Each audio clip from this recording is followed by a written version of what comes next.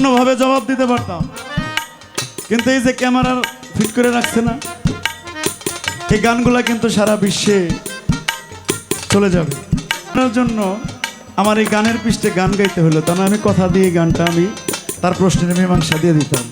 অনেকে আবার ভাববো যে রেশমা সরকারের গান জবাব আতি সরকার দিতে পারে নাই, যে কারণে এই ইউটিউব সাক্ষী থাকে না। পর্ব শেষ করেছি। দরবারের পক্ষ থেকে, কমিটির পক্ষ থেকে সুন্দর একটি পালা দিয়েছেন আমাদের। আজকের পালা দিয়েছেন গুরু এবং ভক্ত। তো গুরু এবং ভক্তের মধ্যে কোনো প্রশ্ন থাকে না। গুরু এবং ভক্তের যে পালাটা, এই পালাটার মধ্যে কেউ কাউকে প্রশ্ন করতে পারে না, প্রশ্ন নয়, এখানে শুধু ভাব বিনিময়। গুরু কাঁদবে ভক্তের জন্য, আর ভক্ত কাঁদবে গুরুর জন্য। এক কথাই ফানাফিল্লার দেশ। তবে দরদি, এটা হলো গানের মঞ্চ। গানের আসরে যদি কিছু জিজ্ঞাসা না করা হয় দয়ালের কাছে, তাহলে তো আমরা সারা রাত্র বসে থেকে কোনো কিছুই পাবো না। না কি বলেন দরদিরা? ঠিক কিনা কথা? তো আমি আগেই ভাবের দেশে যাব না। আজকে গুরু এবং ভক্ত পালাটা ঠিকই আমাকে দিয়েছেন ভক্তের ভূমিকা, আর যিনি আমার প্রতিপক্ষ বন্ধু আতিক সরকারকে দিয়েছেন গুরুর ভূমিকা। আমার মনির ভাই বলেছেন, আতিক ভাই আপনি যে গুরু, আপনি সত্য সত্যই মনে করবেন যে রেশমা সরকার আপনার সত্য সত্যই শিষ্য বা ভক্ত। আর রেশমা আপাকেও বলি, আপনি নিজের থেকে মনে করবেন আতিক সরকারই আপনার গুরু, অবশ্যই। তাই যদি মনে না করা হয়, আমি যদি মনি এটা আতিক সরকার, তাহলে কিন্তু আমার হবে না। আজকে রাত্রে আমার যাহাই ইবাদত বন্দেগী হবে সব বৃথা চলে যাবে যদি মনে করি এটা আতিক সরকার। আর আমি যদি মনে করি এটা আতিক সরকার না, আতিক সরকারের মধ্যেই আমার সেই দয়াল, তার মধ্যে বত্ত রয়েছে, তাহলেই আমার সেটা প্রাপ্য হবে। না কি বলেন দরদিরা? তাই আমাকে দয়ালকে একটা ভক্তি রেখেই আমি গানটা শুরু করব। জয় গুরু।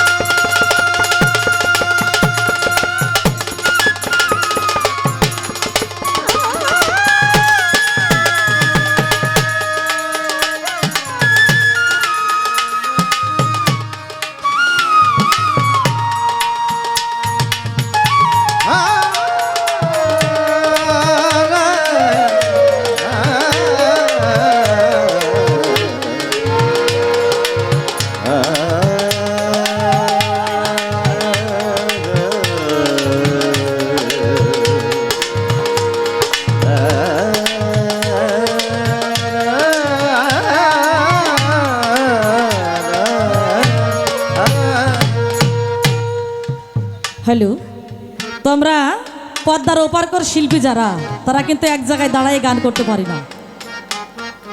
আমরা এক কথাই পদ্মার ওই পারের শিল্পী যারা, তারা আমরা এক জায়গায় দাঁড়াইয়ে গান করতে পারি না। আমাদের একটু কেমন কেমন যেন লাগে, কারণ আমার পিছনেও তো অনেক সাধুগুরু বৈষ্ণব, তারা জ্ঞানী গুণী শ্রোতা আছে, তাই না দরদিরা? তারা আমার পিছনে, তাদের মনের মধ্যেও কিন্তু একটু কষ্ট লাগছে। রেশমার যদি মুখটা একটু দেখতে পারতাম, কি দরদিরা, ঠিক না? এইরকম আশা আকাঙ্ক্ষা তাদের মনের মধ্যেও আছে। তাই সেদিকে লক্ষ্য রেখে আমি মাইক্রোফোনটা হাতে নিয়ে সবার দিকে ঘুরে ঘুরে গানটা করব। ভুল ত্রুটি ক্ষমা করবেন, আপনারা কিছু মনে করবেন? বা ভাবের মানুষ যারা, তারা বলেছে সবার বদন্তর ভিতরে প্রেমের আবির্ভাবটা আসে না। তাই সকল সাধুগুরু বৈষ্ণবদের মুখের দিকে তাকাইয়ে ভিতরে প্রেমের আবির্ভাব জাগ্রত করব আর গান করব। ভুল ত্রুটি ক্ষমা করবেন। তো সর্বপ্রথম স্টেজ পালাক্রমে, তাই সেদিকে লক্ষ্য রেখে আমার দয়ালের কাছে আমার আপিত্য বা জানার বিষয় একটা গানের মাধ্যমে কিছু আলাপ রাখবো। দয়ালের কাছে তো প্রশ্ন করা যায় না, কি দরদিরা, যায় না কি যায় না? অতি সংক্ষিপ্তের মধ্য দিয়ে তার কাছে কিছু আমার জানার বিষয়, দয়াল বিষয়গুলো কি। তার আগে একটি কথা বলি, যেহেতু গুরু ভক্ত পালা বেশি কিছু বলতেও পারছি না। আবার যদি না বলি, এখনো যারা আমরা আত্মসমর্পণ করি নাই, একজন পীরের কাছে গিয়ে মুরিদ হই নাই, তারা তো বুঝতে পারবে না বিষয়টা কি, গুরু এবং শিষ্যর বিষয়টা কি। কি দরদিরা, ঠিক না? তাই সেদিকে উদ্দেশ্য করে আমার দয়ালকে বলবো, দয়াল এই যে একজন পীরের কাছে গিয়ে আত্মসমর্পণ করতে হবে, বায়াত গ্রহণ করতে হবে, মুরিদ হইতে হবে, এই কথাটা কুরআন বা হাদিসের মধ্য দিয়ে উল্লেখিত আছে কিনা?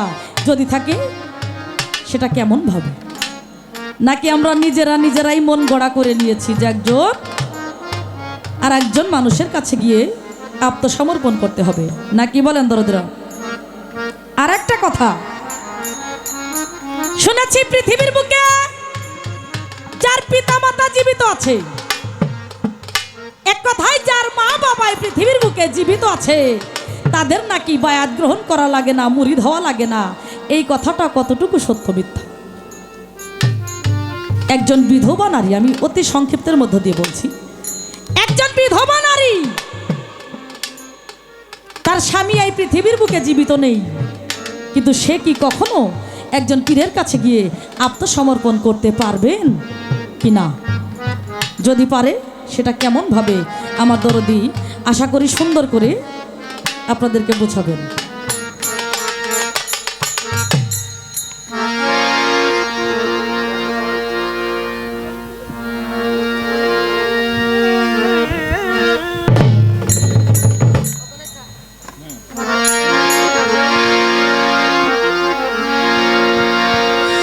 ও যার জন্য শিব যোগী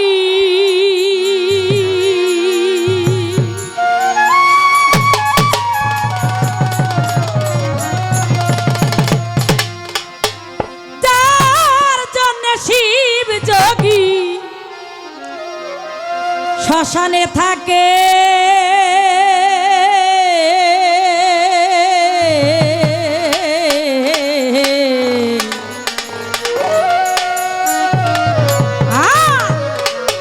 গুরু বলে যারে ডাকি আমরা,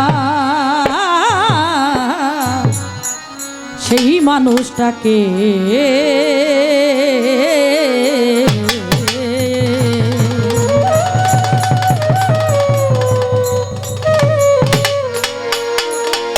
দেবের দেব মহাদেব যিনি শিব ঠাকুর, তিনি একজন মহাগুরু, সকলেই তাহারই উপাস্য করে। কিন্তু সে একদিন যোগী হয়ে শ্মশানবাসী হয়ে গেল, কারণটা কি দরদি একটু বলবেন তো? আমরা গুরু বলে যারে ডাকি সেই মানুষটাকে, আসলে সে কি মানুষ নাকি অন্য বিষয়?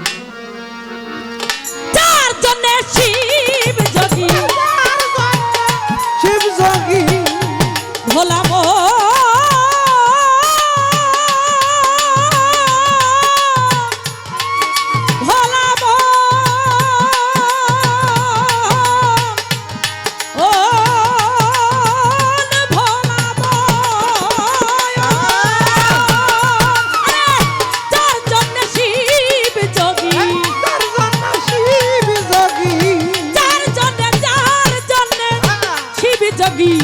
শ্মশানে থাকে,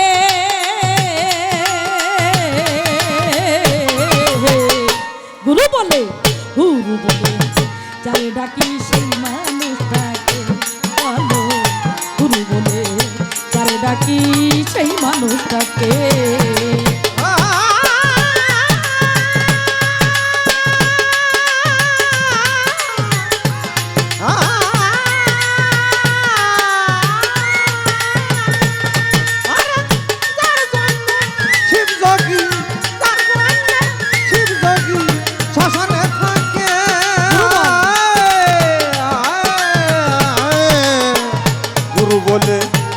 ডাকি সেই মানুষটিকে গুরু বলে যারে ডাকি সে মানুষটিকে হার শিক্ষা গুরু দীক্ষা গুরু মাতা পিতা বর্তমান মনে মানে কর্ণে শোনে নয়নে তার দায়ী প্রমাণ গো। নয়নে তার দেয় প্রমাণ গো, নয়নে তার দেয় প্রমাণ। হার শিক্ষা গুরু দীক্ষা গুরু মাতা পিতা বর্তমান মনে মানে কর্ণে শোনে নয়নে তার দায়ী প্রমাণ গো। নয়নে তার দেয় প্রমাণ গো, নয়নে তার দেয় প্রমাণ। আরে মনে মানে চিঠাতে কই সাক্ষী হয় তার মামলারি জয়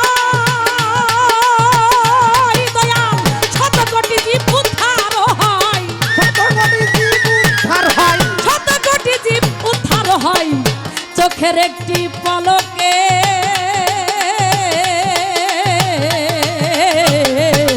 আহ, গুরু বলে গুরু বলে গুরু বলে তারে ডাকি সেই মানুষটাকে দয়াল গুরু বলে যারে ডাকি সেই মানুষটাকে তার জন্য সেবার যোগী, তার জন্য সেবার যোগী শ্মশানে থাকে।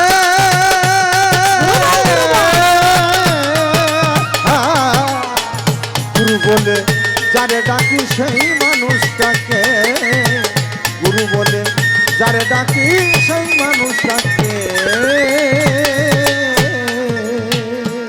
দয়াল হাজার হাজার কর্ম করি হাজার হাজার কর ঘুরাই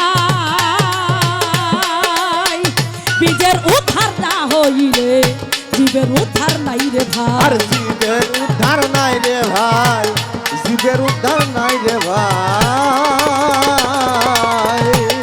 আমি হাজার হাজার কর্ম করি হাজার হাজার কর ঘোরাই বীজের উদ্ধার না হইলে জীবের উদ্ধার নাই রে ভাই। জীবের উদ্ধার নাই রে ভাই, জীবের উদ্ধার নাই রে ভাই। আমার বীজের উদ্ধার করে যে শিক্ষা দীক্ষার গুরু হইছে দয়াল, তা না হইলে ভজি মোরা ভজি মোরা, তা না হইলে ভজি মোরা বুড়ো ঠাকুর ভেড়াকে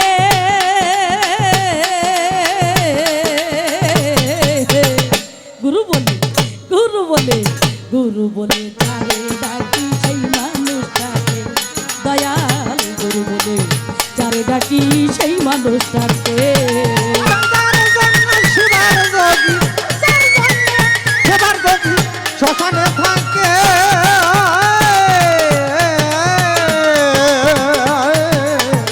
গুরু বলে যারে ডাকি সেই মানুষটাকে, গুরু বলে যারে ডাকি সেই মানুষটাকে।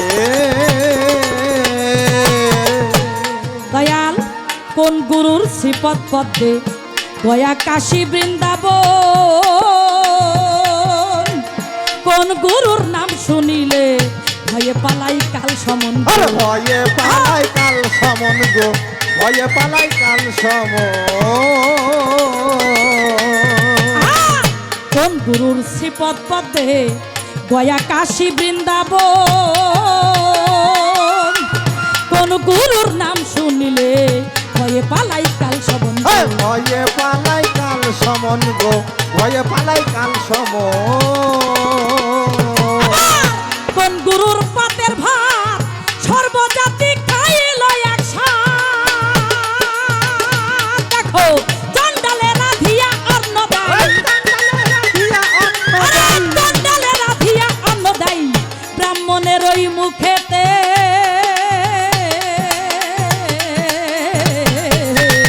গুরু বলে গুরু বলে গুরু বলে যারে ডাকি সেই মানুষটাকে দয়াল গুরু বলে যারে ডাকি সেই মানুষটাকে তার জন্য সেবার যোগী, তার জন্য সেবার যোগী শ্মশানে থাকে।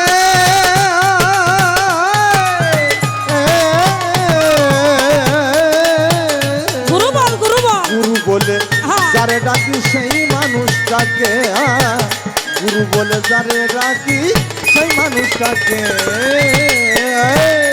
দয়াল কোন গুরুর শ্রীপদ পদ্মে রঘুমনির দর্শন গোলকে পলকে হয় গুরু শিষ্যর সম্মিলন গো গুরু শিষ্যুর সম্মিলন গো গুরু শিষ্যুর সম্মিলন বলো কোন গুরুর শ্রীপদ পদ্মে রঘুমনির দর্শন গোলকে পলকে হয় গুরু ভক্তের সম্মিলন গো। আরে গুরু ভক্তের সম্মিলন গো গুরু ভক্তের সম্মিলন পূর্ণচন্দ্র ভগবান তার হৃদয়ে বর্তমান রে, চাঁদ ধরা চাঁদ হইল এবার হইল এবার চাঁদ ধরা চাঁদ হইল এবার দয়া করো রূপাইকে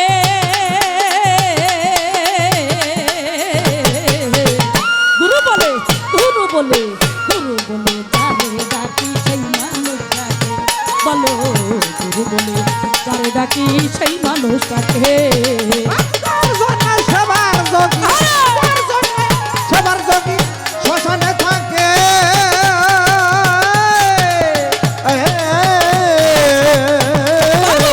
গুরু বলে যারে ডাকি সেই মানুষটাকে গুরু বলে যারে ডাকি সেই মানুষটাকে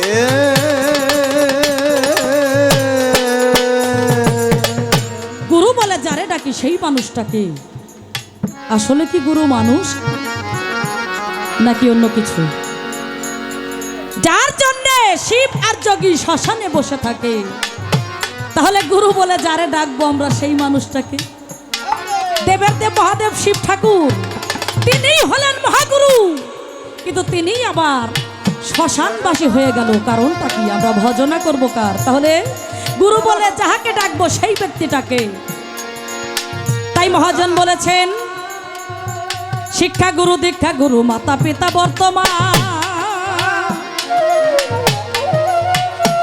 মনে মানে কর্ণে শুনে নয়নে তার দেয় প্রমাণ এই, মনে মানে জিহ্বাতে কয় সাক্ষী হয় তার মামলারই জয় ওই শত কোটি জীব উদ্ধারও হয় শুধু চোখের একটা পলকে আমার জানা দরকার এই গুরুর ভাবধারাটা কেমন কেমন করে তার চিনবো চিনার কায়দাটা কি যে শত কোটি জীব তিনি চোখের একটা পলকের মধ্যে উদ্ধার করে দেন তাহলে এই গুরুর ভাবটা কেমন থাকতে হবে কেমন করে বুঝবো যে এই হলো সেই গুরু নাকি বলেন দরদরা কথা কি খারাপ লাগে হাজার হাজার কর্ম করি হাজার হাজার কর ঘোরা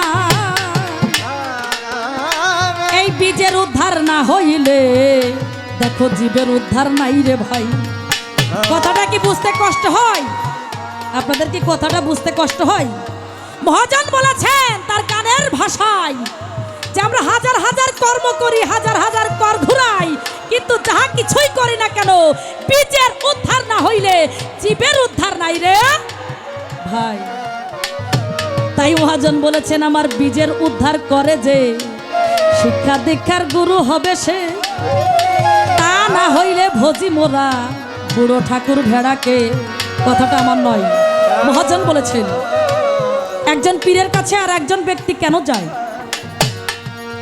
আমার নিজেকে নিজে রক্ষা করার জন্য নাকি বলেন দরদিরা মূলত বিষয় হলো এইটা আপনারা যত কিছুই জানেন না কেন কোনো কিছুর হিসাব কিন্তু আল্লাহ নেবে না আস্তে আল্লাহ বলছেন হে আমার বান্দা বান্দিগণ তোমাদেরকে আমি পরিপূর্ণভাবে এই দেহ মন জীবন যৌবন একটা দেহের মধ্যে পরিপূর্ণ করে 16 আনা বস্তু দিয়ে তোমাদেরকে পৃথিবীর বুকে পাঠাইলাম তবে আমি যখন তোমরা আমার কাছে আসবে আবার পুনরায় আমি কোনো কিছুর হিসাব নেব না শুধু নেব আমার সেই 16 আনা বস্তুর হিসাব সেটা কি এক ফোঁটা পানির হিসাব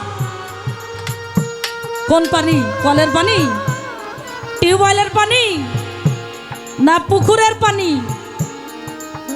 কোনো পানি নয় আল্লাহ বলেছেন 16 আনা বস্তু যে তোমার মধ্যে দিয়ে আমি পাঠাইলাম, এই 16 আনা বস্তুর হিসাব আমি নিব। আচ্ছা দরদিরা, একটু বুকে হাত দিয়ে সত্য কথা বলেন তো, 16 আনা বস্তু কি কারোর কাছে আছে? নাই। কারোর কাছে 4 আনা, কারোর কাছে 5 আনা, কারোর কাছে 2 আনা। কি মনির ভাই, ঠিক না? কারোর কাছে নেই। তো দরদি, আমি মনে করব এতদিন আমরা যাই করেছি না কেন, আজকের পরের থেকে যেন আমরা কেউ এই বস্তু না হারাই।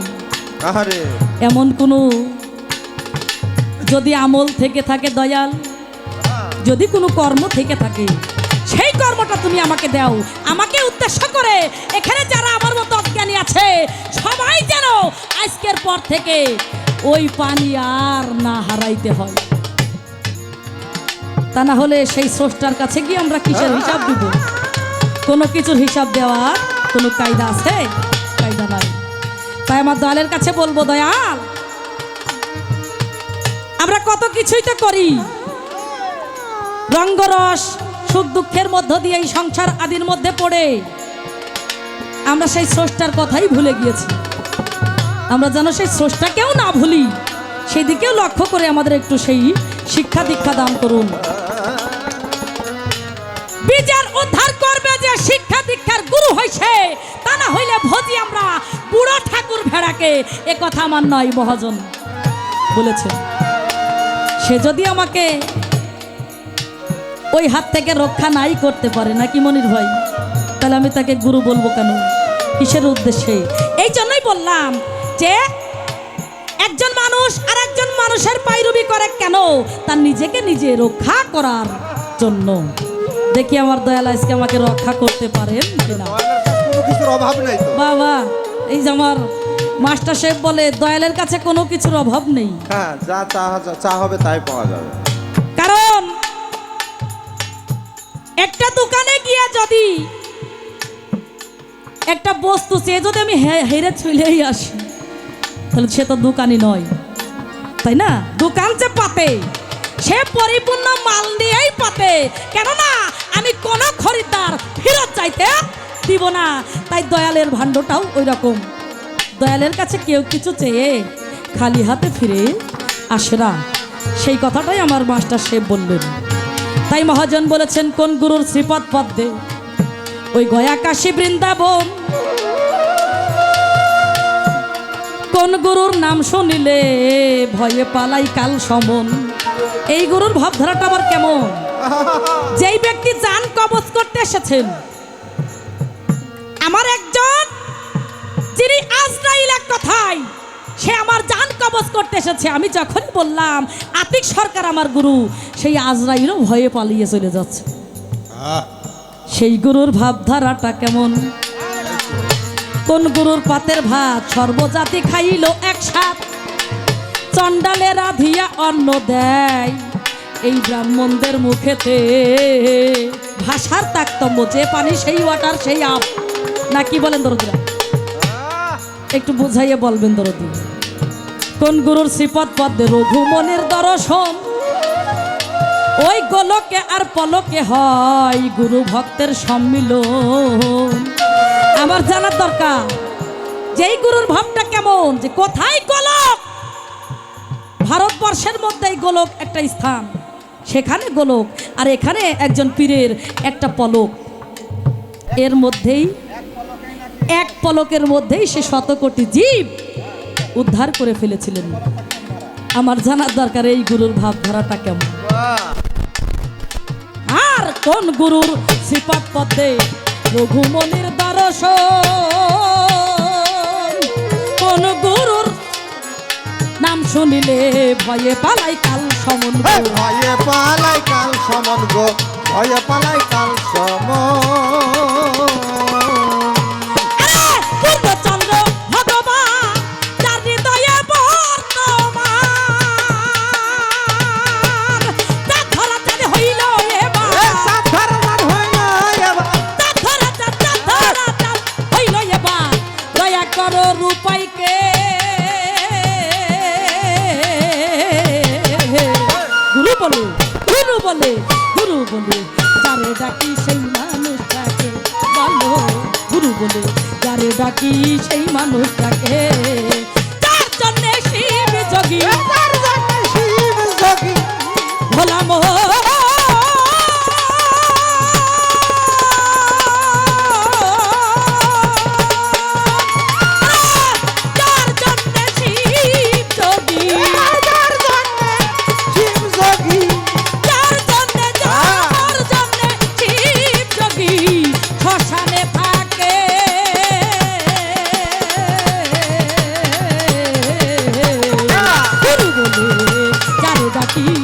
সেই মানুষটাকে দয়াল গুরু বলে যারে ডাকি সেই মানুষটাকে বলো গুরু বলে যারে ডাকি সেই মানুষটাকে।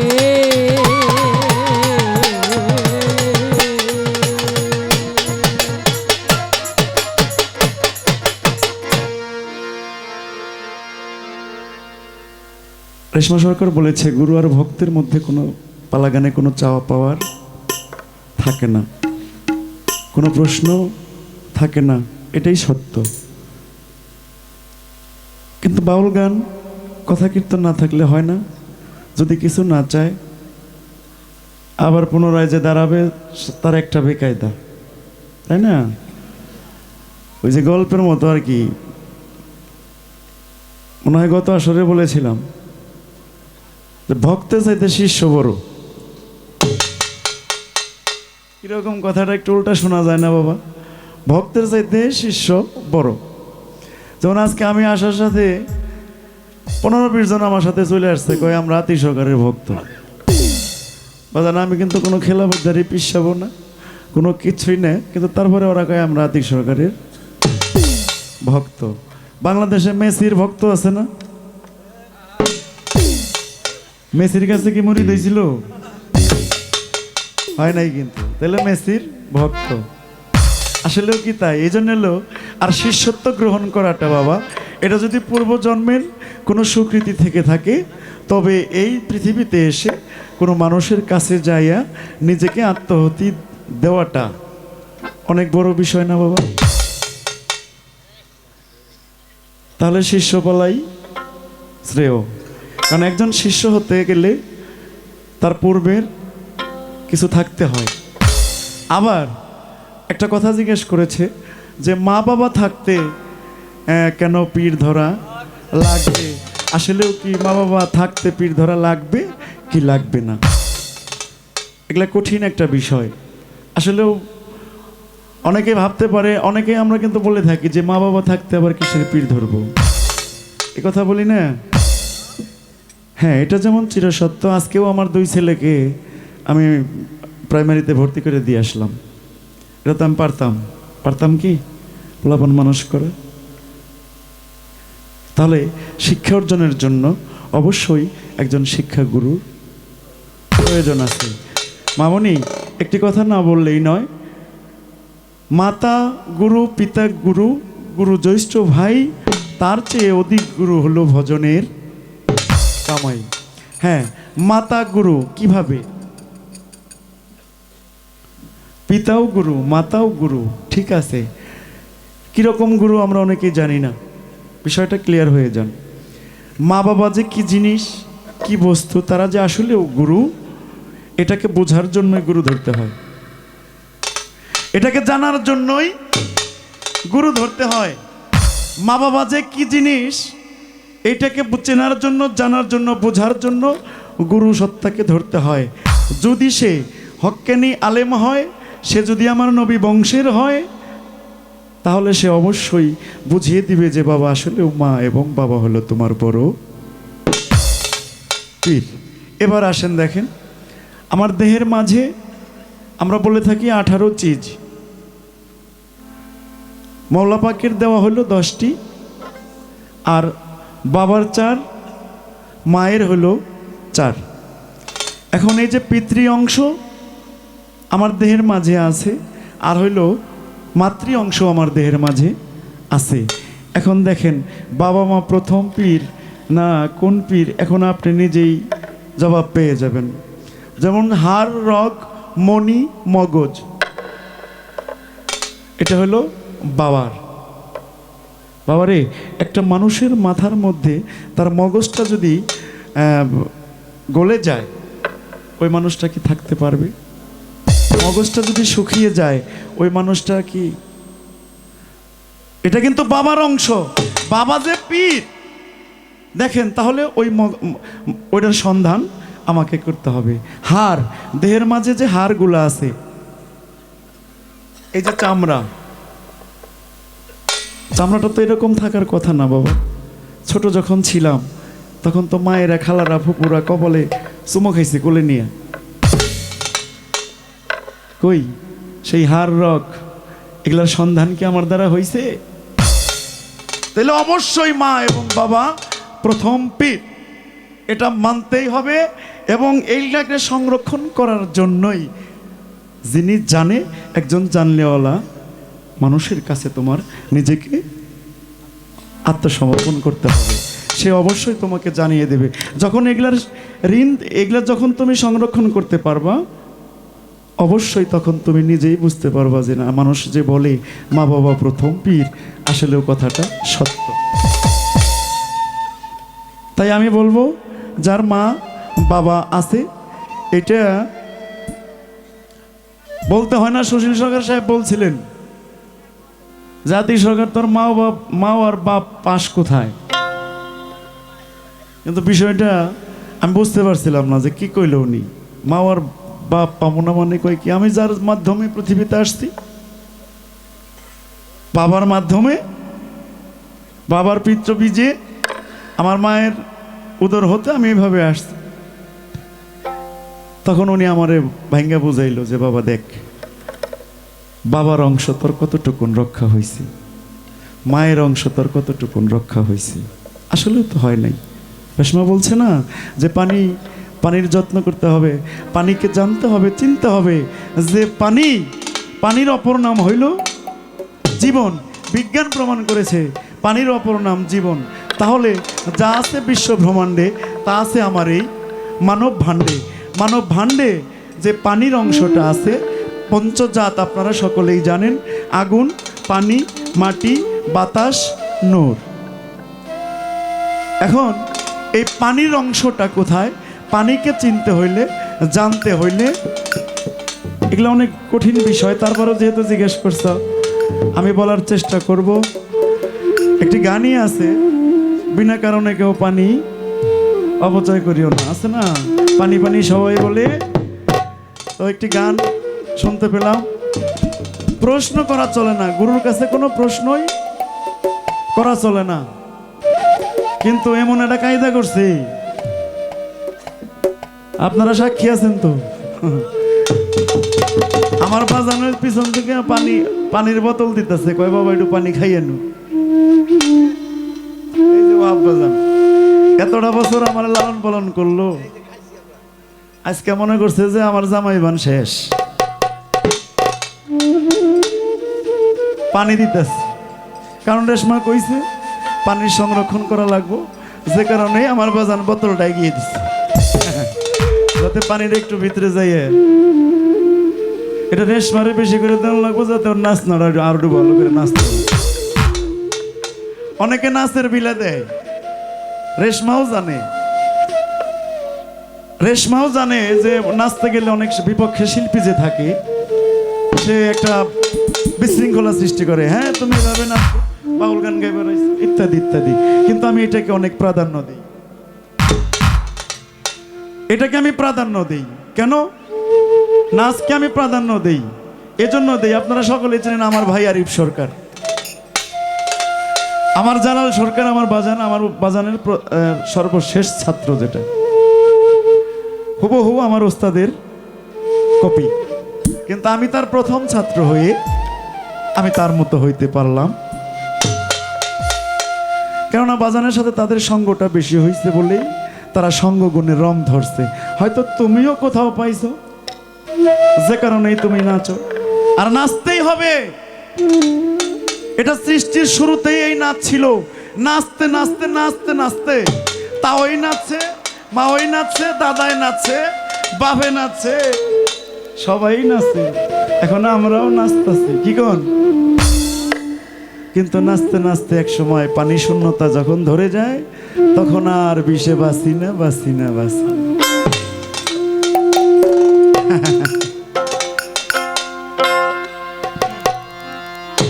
বায়াত ধরার কথা, পীর ধরার কথা, এগুলা রেশমা সরকার এগুলা আমাকে বয়তিক কাছ থেকে না শুনে, এগুলা এখন বাংলাদেশে আলেমুলামা যারা আছে, বড় বড় আলেমুলামারা, তারা বায়াত নিয়ে তারা বাহাস ঘোষণা করতেছে।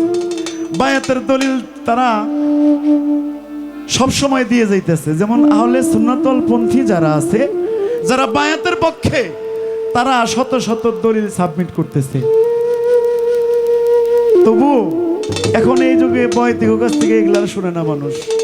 কারণ আমি কোনো মাদ্রাসার ছাত্র না, বুঝনি, আমি কোনো মাদ্রাসায় লেখাপড়াও করিনি, আমি কোনো আয়াত টায়াত কবারও পারি না।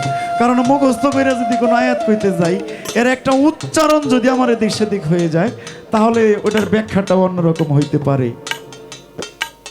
এজন্য আমি আরবি আয়াত থেকে আমি বিরত থাকি। কারণ এখন যদি আবার মাদ্রাসায় যাই তাহলে কেমন একটা দেখায়। তবু বাংলা যেহেতু আছে, আমরা বাঙালি, বাংলা ভাষা আমাদের মায়ের মাতৃভাষা, প্রাণের ভাষা, যে ভাষায় আমি বলবো কোরআনের প্রথম থেকেই একদম শেষ পর্যন্ত শুধু এই পীর আর মুরিদেরই খেলা। আল্লাহ পাকের হুকুম কি দুইটা না? একটা হলো আদেশ আর একটা হলো নিষেধ। এখন যে যে আয়াতে আদেশ করেছেন, সেদিন এক বয়াতির লগে গান, নাম বলবো না, ঢাকা সাভারে বন্দনা করছি, বন্ধি আল্লাহ বন্ধি নবী, 313 নবী বন্ধি। উনি তো আমার টপ করে ধরে বইছে। ওই কোরআন শরীফে পাইলাম হইল 25 জন কি 26 জন, মতান্তরে 27 জন নবী। আপনি যে বইতে সাহেব 313 জন নবীর কথা কইলেন, এইটা আজকে দেখাইতে জন লাগবো। দেখছেন বেকায়দা। ওই বয়াতিরে কইলাম আসলেও ঠিক আছে ভাই, আপনার যুক্তি ঠিক আছে। আপনার উস্তাদ মাতাল কবি রাজ্জাক দেওয়ান, ওনার মুখে বন্দনা শুনছি, উনিও 313 জন নবীর কথাই কইছে। এখন আপনি যদি উস্তাদেরটা না রাখেন, এটা আপনার ব্যাপার। আমার দাদা রশিদ সরকারও এই বন্দনাই করছে, ফরিদপুরে আনাল বয়াতি সাহেবও এই কথা বলছে, আমরা শুনছি, শুই না আসছি। কিন্তু গুইনা যদি বাই করে দিবার কয় দাদা সম্ভব। পরে কইলাম বয়াতি সাহেব, আপনি খালি কইেন যে বেহালা যে বাজান, বেহালা বাজে যে নাইসে নাইসে গান গায়েন, এইটা কোরআন শরীফের কত নাম্বার সূরায় আছে, কত আয়াত আছে? এখন আর কথা কয়ে পারে না। কইলাম তাহলে দয়া করে ঝগড়া ফেসাদ বাদ দেন, এগুলোর মধ্যে কিছু নাই। আপনার গানা আপনার গানা, আমার গানা আমি গাই। হ্যাঁ, ঝগড়াঝাটির মধ্যে কোনো কিছু পাওয়া যায় না। তাই একটি গান করেছে, যে গানটি গুরু বলে যারে ডাকি সেই মানুষটি কে। চমৎকার গান। গুরু শব্দের অর্থ আমরা কি জানি? গু শব্দের অর্থ অন্ধকার, রু শব্দের অর্থ হইল আলো। প্রথম একটা গান করেছিলাম যে নূর নবীজির নূর তাজেল্লা ঝলক মারে। এখন এই নূর নবীজির যে নূর তাজিল্লাটা ঝলক মারে, বাবা, এটা কিসের থেকে মারে? কর্ম ছাড়া মারে? কিসে মনির ভাই?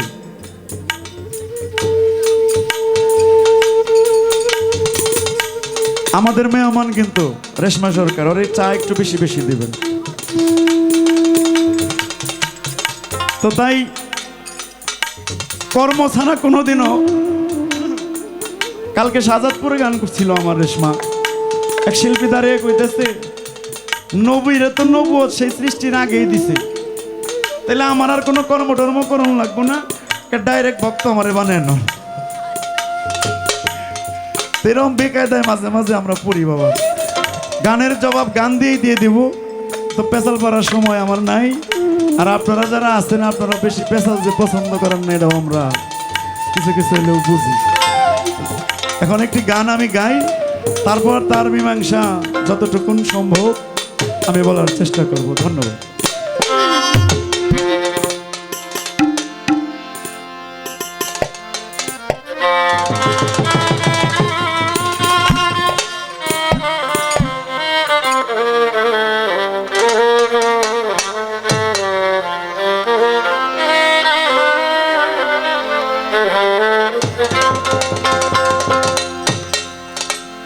ওরে সোহম গুরু সেধে শঙ্কর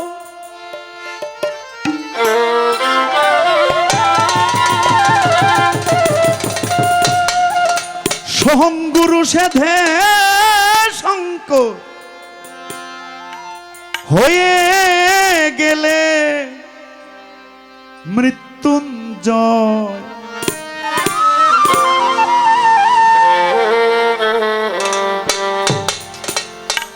ভর্ত গুরু তত্ত্ব গুরু করে নেও তাহার নির্ণয় আমার ভক্ত রে ভর্ত গুরু তত্ত্ব গুরু করে নাও তাহা নির্ণয়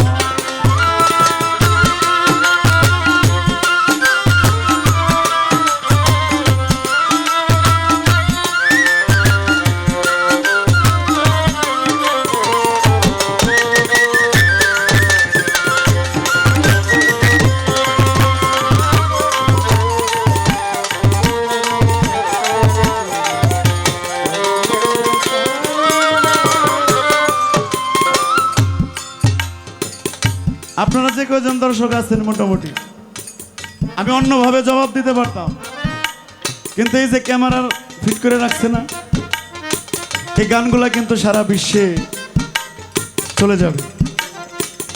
অহেতুক কোনো কথা বলে এই ক্যামেরার জন্য আমার এই গানের পৃষ্ঠে গান গাইতে হলো, তাহলে আমি কথা দিয়ে গানটা আমি তার প্রশ্নের মীমাংসা দিয়ে দিতাম। অনেকে আবার ভাববো যে রেশমা সরকারের গান জবাব আতি সরকার দিতে পারে নাই, যে কারণে এই ইউটিউব সাক্ষী থাকে।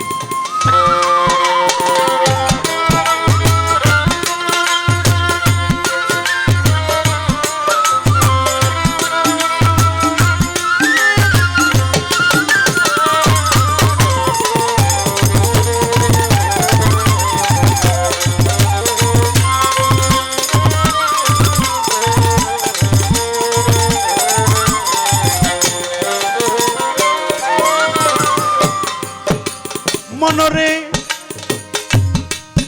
যেমন রসরতি পিতা মাতা দীক্ষা শিক্ষার হয় আকার মনমতি কর্ণ চৈতন্য অষ্টকালে অভিশাপ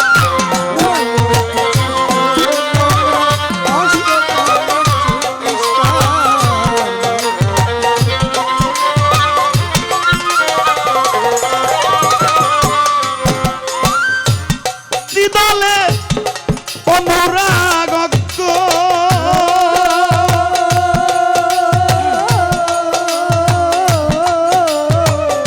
ত্রিকালকে দিতে সাক্ষ্য দিদলে অনুরাগ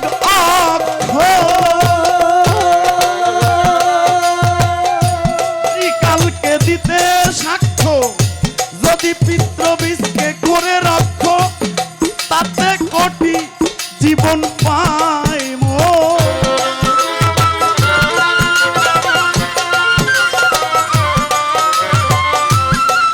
বীজকে করতে রক্ষ তাতে কোটি কি যে আবার জীবন পাই ভর্ত গুরু তত্ত্ব গুরু করে নাও তাহার নির্ণয় আমার মন রে ভর্ত গুরু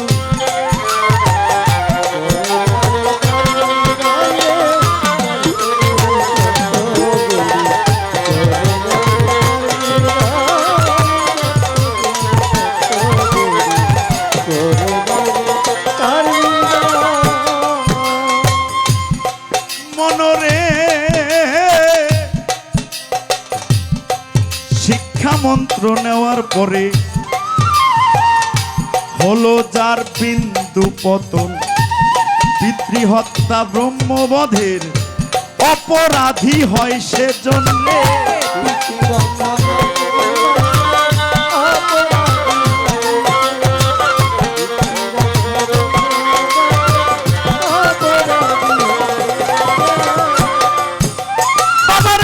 শিখাবে সেই উজান রতি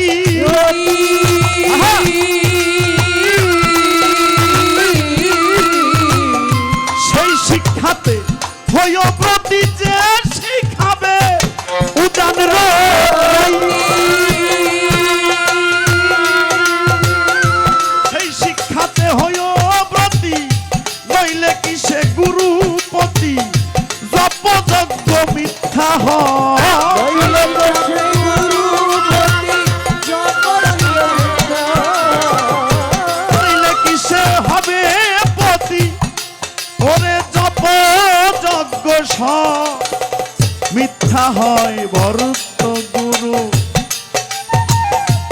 ভক্ত গুরু করে নাও তাহার নির্ণয় আমার মনোরে গুরুর কত গুরু করে নাও তাহার নির্ণয় গুরু গুরুর কত গুরু করে নাও তার নির্ণয়। জিজ্ঞেস করেছে কোন গুরু? পদতলে গয়া কাশী বৃন্দাবন। আমি বিশ্লেষণ করতেছি না, গানের পিছনে গান, জবাব আশা করি হবে। আর যদি না হয় রেশমা তো বলবেই যে না আমার দয়ালের কাছে যা চাওয়া ছিল সমাধান হয় নাই। এখন বীজের উদ্ধার যে বিষয়টা বলেছে অনেক কঠিন বিষয়। আমি একটা কথা বলে যাই বাবা, এই উদ্ধারের রাস্তাটা আমরা অনেকে মালা নিছি না গলায়, হ্যাঁ? এই যে আমার দয়ালের গলায় আছে, ওই যে আমার মামুর গলায় আছে, বাজানের গলায় আছে, সবার আছে না মালা। কিছু কিছু পাগলরাও দেখবেন মালা নেই, হ্যাঁ? এটা গুটির মালা আছে, কাঠের মালা আছে, বিভিন্ন প্রকারের মালা নেয় না। দেখবেন এই মালার মধ্যে কেউ নেয় হইলো এই বুক পর্যন্ত, কেউ গলা পর্যন্ত, কেউ নেয় নাভি পর্যন্ত। আবার এই যে আটিয়া মেলার মধ্যে দেখছিলাম এক পাগলের গলার মধ্যে পেঁচাইতে পেঁচাইতে কেরে গাছের সাথে নিয়ে লটকে রাখছে। কি কর এই বিষয়টা? যেহেতু জিজ্ঞেস করেছে আমাকে বলতে হবে বাবা। রেচক, পূরক আর একটা হলো কুম্ভক। রেচকের তিনটি ভাব, টানা, গুণা এবং ছাড়া। পূরকেরও তিনটি ভাব, টানা, গুণা এবং ছাড়া। আর কুম্ভকেরও তিনটি ভাগ আছে, এই টানা, গুণা এবং ছাড়া। এখন রেচকের ক্ষেত্রে আসেন। রেচকের ক্ষেত্রে টানা গুণা টানতে হবে কতবার জানেন? এই যে যে মালাটা গলায় নিছে, আমরা তসবিহ জপিনে এরকম এরকম একটা মালা হাতে নিয়ে বাবা, যদি আপনি যে পর্যন্ত গুনতে পারেন ওই পর্যন্ত সে পরিধান করে। মালা নেওয়ার বড় খুব জ্বালা, কয় না যে সাহালির মালাই বড় জ্বালা রে। মালা রাখবো না রাখবো না, কার জন্য? কে রাখে না? আসলেও যে বিষয়টা জানে না সে মালাটা না নেওয়া তার জন্য ঠিকও না। আর যে জানে সে মালার আশায় বসে থাকে কখন একটা মালা আসবে গলায়, কারণ সে মালার ভেদ সে জানে। বইনে একটি কথা বলবো, এই টানতে হবে তোমার, রেচকের ক্ষেত্রে টানতে হবে 4 বার, আর তোমাকে গুনতে হবে হলো 8 বার।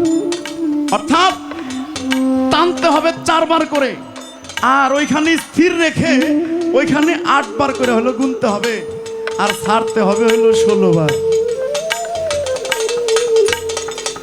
ছাড়তে হবে 16 বার। আবার পূরকের ক্ষেত্রেও তাই, পূরকের ক্ষেত্রে তোমার টানতে হবে হলো 8 বার, আর গুনতে হবে 16 বার, ছাড়তে হবে 32 বার। দেখেন, আবার যদি কুম্ভকের ক্ষেত্রেও এই টানতে হবে 16 বার, ওটাকে স্থির করতে হবে 32 বার। কি জপতে হবে? তোমার গুরু মন্ত্র, তোমার কর্ণমূলে কর্ণকোহরে যেদিন তুমি বায়াত হইছো সেদিন তোমার মুর্শিদ তোমাকে আপন জেনে তোমাকে একটি নাম তোমার কর্ণে দিয়েছিল, যে নাম এটা একমাত্র তুমি আর তোমার মুর্শিদ ব্যতীত অন্য কেহকে তুমি বলতেও পারবো না এই জীবনেও। হ্যাঁ, দয়াল যদি তোমাকে সেই আসনে বসায় তখন তুমি তোমার ভক্তকুলকে উদ্ধারের জন্য সেই নামটা তুমি তার কানে দিতে পারবা, এছাড়া তুমি দিতে পারবা না। তাই এই কুম্ভকের ক্ষেত্রে যদি কেহ টানে হইল 16 বার, আর গুণে হইল 32 বার, আর সারে হলো 64 বার, এইভাবে যদি কেহ একটা 1000 দানার একটা মালা নিয়ে যদি ওই গুরু নাম করে করে এই নিয়ম কায়দায় যদি জপতে পারে বাবা, তার দেহটা শূন্যের উপরে, তার দেহটা তার পাটা আর এই মাটির মধ্যে স্পর্শ করবে না, তার পাটা অটোমেটিক শূন্যের উপরে থাকবে। আর ওইখানে তো ওই যে বীজের উদ্ধার, হ্যাঁ, এগুলা এই যে ঘাট মাঠ নারী ঘাট কও, এটা হেঁটে যাই কিছু কও, ওইখানে যার পা পবিত্র মাটিতে স্পর্শ করবে না, ওইখানে সাধারণ এই নারী তত্ত্ব, এগুলা বীজের উদ্ধার। আশা করি ওইখান থেকেই উদ্ধার হবে। যারা ক্ষয় হয়েছে বাবা, এখান থেকে একটা হলো হরণ আর একটা হলো পূরণ। এই দেহকে যোগ এবং পূরণ করতে হয়, যোগ ভাগ করতে হয়। লেখাপড়া করতে গেলে যেমন যোগ বিয়োগ পূরণ ভাগে হয় না বাবা, এই দেহেরও একটা যোগ বিয়োগ এবং পূরণ ভাগ আছে। যা তোমার মাছ থেকে বিয়োগ হয়ে গেছে ওইটাকে তোমার যোগ করতে হবে। শুধু যোগ করলেও হবে না, আবার যা ভাগ হয়ে গেছে, আগে আসিল 2 পাও, যথা ইচ্ছা তথা যাও, হইছে 4 পাও, কয় আমারে নিয়ে যাও। যখন 6 পাও হইছে কয় বাবা আমারে থিয়ে কহনে যাও। দেখছেন তো হিসাবটা? তাহলে তোমার এইভাবে যদি, এই নিয়মে যদি তুমি করতে পারো, হারাইছো ওইখান থেকে একটা হলো তার হলো 3টা, একটা হরনাল, কর্নাল, মৃণাল। এখান থেকে গুরুজন যারা তোমাকে বাছট করে গুরু আশ্রয়ে যখন তুমি নিবে, তখন অবশ্যই সে তোমাকে এর কায়দা কৌশল সব কিছু বুঝিয়ে দিবে। এছাড়া সম্ভব না। তবে কিছু বিশ্বাস বাইর হয়েছে, আমি তাকে কথা কমু না, তুমিও তাদের কথা কইও। হ্যাঁ, এগুলা ভালো না। মুড়ি দেওয়ার সাথে সাথেই কয়ও আমার প্রধান ভক্ত। খেদমত নাই, তাবেদারি নাই, ভজন নাই, কর্ম নাই, পীরের বাড়ি যাওয়া নাই, একবারে প্রধান ভক্ত করে দিছে। একজন নেই, আজকে তরিকতের কিছু বদনাম আমাদের শুনতে হবে। গান আগে বুঝতে হবে, চোখ ইশারায় বুঝে নিও কি ধন তোমার অতি প্রিয়, চাওয়ার আগেই সুপে দিও যাহা ভালো লাগে। এখন কিছু কিছু বাট পার বাইর হইছে, তারা কয় হাই হাই রে মন হয় বই। গানের ভাবার্থ না বুঝে এরকম মন্তব্য করে বসে। আসলেও কি তাই? আমার তোমার প্রিয় বস্তু কি?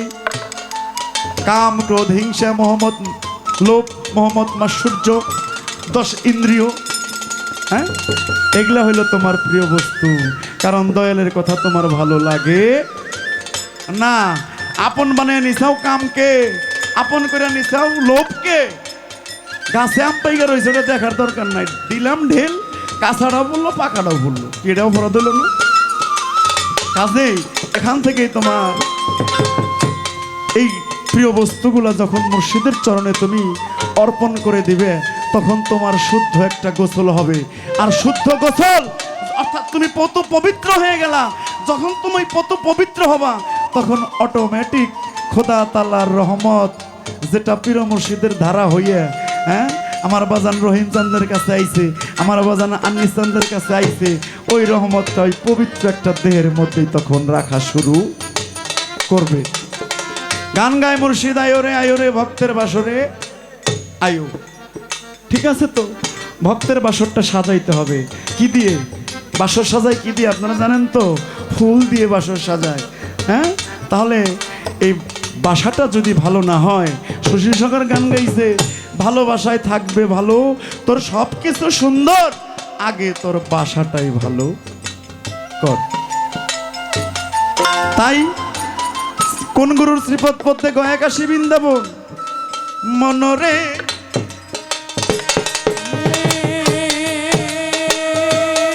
ওরে তোমার পিতা মাতার চরণ পথে গয়াকাশী বৃন্দাবন জগৎ গুরু হরে নারে ভয়ে পলাই কাল সময় জগৎ গুরু হরে নারে ভয়ে পলাই কাল সময়। জগৎ গুরু হরে নারে ভয়ে পলাই কাল সময়। বলছে কাল সমর কিভাবে দূর হবে? মনরে পরে তোমার পিতা মাতার পথে গয়াকাশী বৃন্দাবন জগৎ গুরু হরে নারে ভয়ে পলাই কাল সময়। জগৎ গুরু হরে নারে ভয়ে পলাই কাল সময়। জগৎ গুরু হরে নারে ভয়ে পলাই কাল সময়। ওরে মন পশু পাখি কীট পতঙ্গ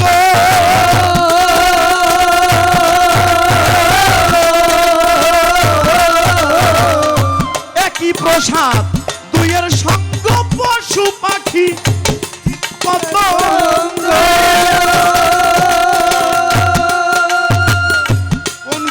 প্রসাদ ভক্তরা খায় নাকি? সবাই খায় কোন গুরুর প্রসাদ? এটা হিন্দু শাস্ত্রের কথা। কারণ বাবা আমরা যা জানি এক গুরুই জগৎ, এক গুরুই জগৎময়।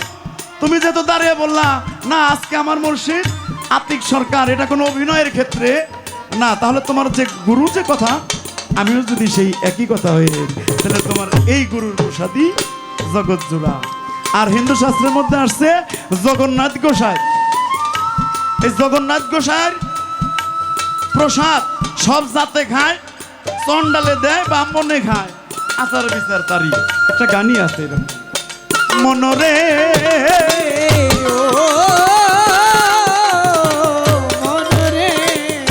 পিতা মাতার চরণ পথে দয়া কাশী বৃন্দাবন, জগৎ গুরু হরে নারে ভয়ে পলায় কালের সমর। জগৎগুরু হরে নামে ভয়ে পলায় কার সমর, জগৎগুরু হরে নামে ভয়ে পলায় কার সমর। পশু পাখি কীট পতঙ্গ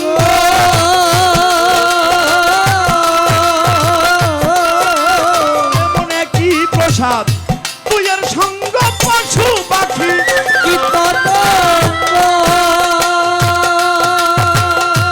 একই প্রসাদে দুইয়ের সঙ্গ, জন্মস্থানে রতিভঙ্গ ব্রহ্ম বেবে ব্রাহ্মণ কয়।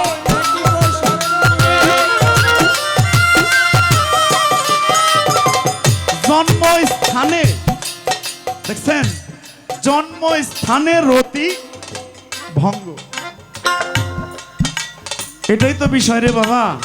তবে অনেকে বীর্যকে আমরা রতি মনে করি, বীর্য কিন্তু রতি না। রতি মতি জ্যোতি এর ঊর্ধ্বেও কিছু মানুষ বাস করে যারা রতিমতির অনেক ঊর্ধ্বের লোক। তাহলে আমরা যা জানি, বিজ্ঞান যেটা বলে যে 60 ফোঁটা রক্তকে মৈথুন করলে হয় 1 ফোঁটা বীর্য, রক্ত বীর্য, আর 60 ফোঁটা বীর্যকে মৈথুন করলে হয় 1 ফোঁটা রতি, আর 60 ফোঁটা রতিকে মৈথুন করলে হয় 1 ফোঁটা মতি, আর 60 ফোঁটা মতিকে মৈথুন করলে হয় 1 ফোঁটা জ্যোতি। আর বাবা যদি কারো জ্যোতি হয়ে যায় তখনই তার একটা মুক্তির একটা পথ অটোমেটিক হয়ে আসে। কি আমার এই যে বাজানরা বসে রয়েছে না, হ্যাঁ, আমার রহিম চান, আমার আনিস বাজান, এখন মুখের দিকে তাকিয়ে দেখেন না, এখানে একটা জ্যোতি ভাসছে।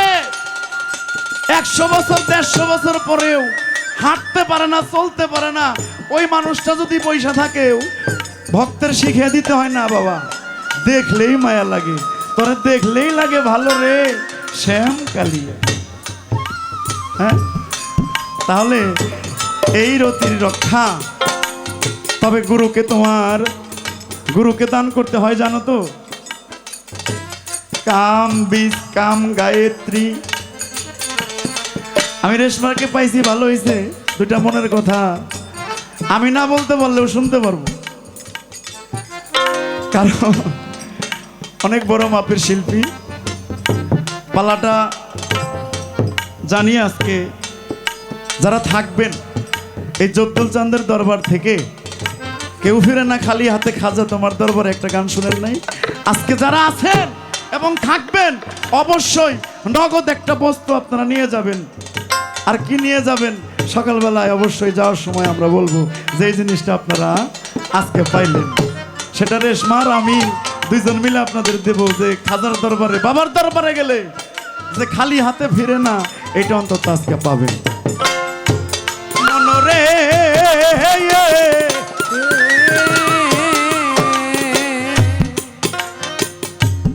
এবার শ্রী গুরুর শ্রীপদ নখে 10 চন্দ্রের অবস্থান, এই পলকহীন শ্রী সখীর সঙ্গে প্রকাশ ভগবান।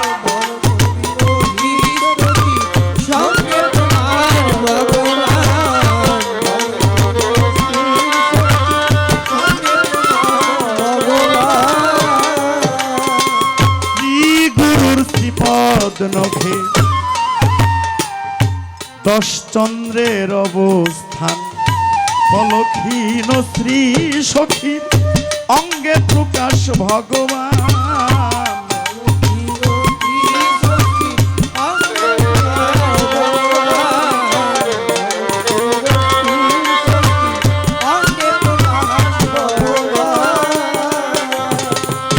হারে তারা মত্ত হইল ভাবার পে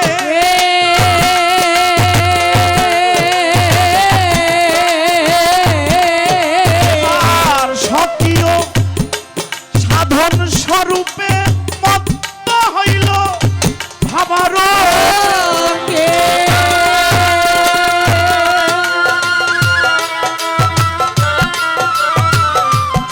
স্বকীয় সাধন স্বরূপে ওরে তরণী কয় রসের কূপে পূর্ণ চন্দ্র জ্যোতিময় তরুণী কৈলাসের তালে তরণী কয় তরণী কয় রসের কূপে পূর্ণ চন্দ্র জ্যোতিময় বর্ত গুরু তত্ত্ব গুরু করে নাও তাহার নির্ণয় পাগল মনরে অর্থ গুরু তত্ত্ব গুরু করে নাও তাহার নির্ণয় গুরু বর্ত গুরু তত্ত্ব গুরু করে নাও তাহার নির্ণয় গুরু বর্ত গুরু তত্ত্ব গুরু করে নাও তাহার নির্ণয় তারে কি আর পাশরিতে পারে ওমা তারে কি আর পাশরিতে পারে নয়নে লাগে যারে তারে কি আর পাশরিতে পারে তারে কি আর পাশরিতে পারে মা তারে কি আর পাশরিতে পারে নয়নে লাগে যায়। পাশরিতে পারে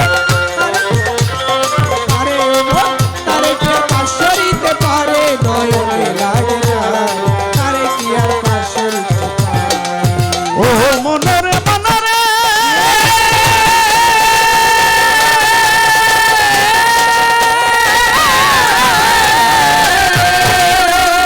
যার রূপ দেখিলে রোগ থাকে না গায় যারে দেখলে দুনিয়ার কথা ভুল পড়িয়া যায় যার রূপ দেখিলে দুঃখ থাকে না রোগ থাকে না গায় যারে দেখিলে দুনিয়ার কথা ভুল হইয়া যায় এমন একজন বড় পীর এমন একজন খাজা বাবা পাইলে সংসারে ওই এমন একজন হাসমত চান পাইলে সংসারে ওই এমন একজন রহিম চা পাইলে সংসারে ওই এমন একজন আনিসা পাইলে সংসারে ওরে এমন একজন জব্দুল চান পাইলে সংসারে জীবন যৌবন সুইপা দাও তার জীবন জীবন যৌবন সুপে দাও তার চরণের উপরে নয়নে লাগে যারে তারে কি আর পাশরিতে তারে কি আর পাশরিতে পারে তারে কি আর পাশরিতে পারে নয়নে লাগে যায়। তারে কি আর পাশরিতে পারে ও মনরে মনরে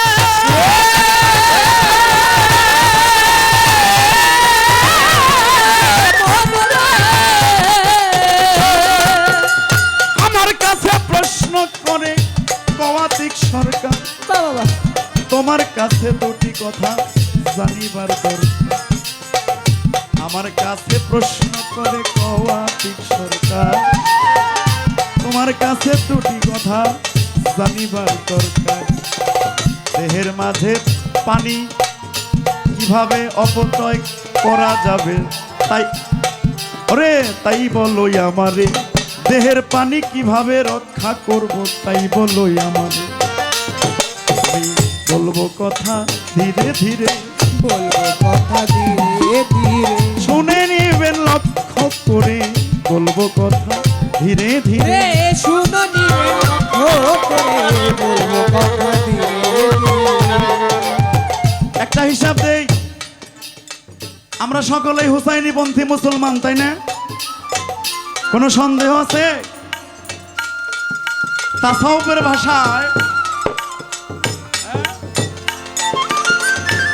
কোনো সন্দেহ নাই, ছোট বাজাও, আমরা হোসাইনি পন্থী মুসলমান। কিন্তু বাবা, তাসাউফ যাকে বলে, এই আগুন, পানি, ক্ষিতি, অবতেজ, মরুদ, ভ্রম, এই পাঁচটি জাত বস্তু দ্বারা এই মানব দেহ গঠিত। আর আমার এই পাক পাঞ্জাতন, পাক শব্দের অর্থ পবিত্র, তন মানে দেহ, পাঞ্জা হইল পাঁচ, অর্থাৎ পাঁচটি পবিত্র বস্তু আমার এই মানব ভাণ্ডে আছে। জিটকার তালিম ওখানে বলা হয়েছে যে আগুনের ঘরে বাস করে হইল মাওলা আলী করিমুল্লাহ ওয়াজেফ, মাটির ঘরে বাস করে নবীনন্দিনী মা ফাতেমা, আর বাতাসের ঘরে বাস করে বড় ইমাম হাসান আলাইহিস সালাম, আর পানির ঘরে বাস করে হইল ছোট ইমাম, অর্থাৎ ইমাম হুসাইন। বাবা, এই কারবালার নিদারুণ কাহিনী তো আপনারা জানেন। এটা হলো রূপক বুঝানোর জন্য, জাস্ট দেখে থুয়ে গেছে যে আসলে মুসলমান কাকে বলে, পাসওয়ার্ড করে রেখে গেছে। ওনার বক্তব্য আপনারা শুনেছেন, উনি বলেছিলেন তোমাদের প্রত্যেকের মাথায় তো দেখি আমার নানার মতো টুপি, তাহলে তোমরা আমারে কেন হত্যা করবে? তোমাদের মধ্যে কি একজনও মুসলমান নাই? প্রত্যেকের মাথায় কিন্তু টুপি ছিল। সেদিন ইমাম হোসেনকে তারা কতল করেছিল। দেখেন, তাহলে যে পানি আমার দেহের মাঝে আছে, সেই পানির সংরক্ষণ, সেই পানির হেফাজত না করা পর্যন্ত কোনো ব্যক্তি হুসাইনি পন্থী মুসলমান হিসাবে দাবি করতে পারবে না, না, না। আর যদি এই যে পানি দেহের মাঝে আছে, এই পানির যারা কর্ম করেছে, করণ করেছে, এই পানিকে যারা সাধন করেছে, অবশ্যই মাওলা পাকের সেই ইমাম হুসাইনের ভালোবাসা, মহব্বত তার ভিতরে পয়দা হয়েছে। আর যারা অপচয় করতেছে প্রতিনিয়তই, এত সহজ বিষয় না বাবা। কাজেই এই পানিকে রক্ষা করতে হইলে, হ্যাঁ, ওই যে বেশি বেশি আমার দয়াল নবী একদিন বলছিল, মেরাজে থেকে আইসাই সাহাবীদের উদ্দেশ্য করে বলছিল, বাবা হে সাহাবীগণ, তোমরা শোনো, তোমরা আজকে থেকে পানিটা খরচ কম করিও। এই কথা শুনে মুরব্বী সাহাবী যিনি আমাদের আবু বকর, উনি কি করলেন, আগে যদি 20 বালতিতে গোসল করতো আর 10টা কমে দিল। 10 বালতিতে গোসল করে উনি রাস্তাতে যাইতেছে আলীর বাড়ির কাছ দিয়ে, যাইয়া দেখে যে আলী সাহেব খালি ডালার তালেই আছে। হুমায়ুন ভাই এমন ভাবে ঢালতেছে পানি, উঠাই আর ঢালে, শেষ নাই।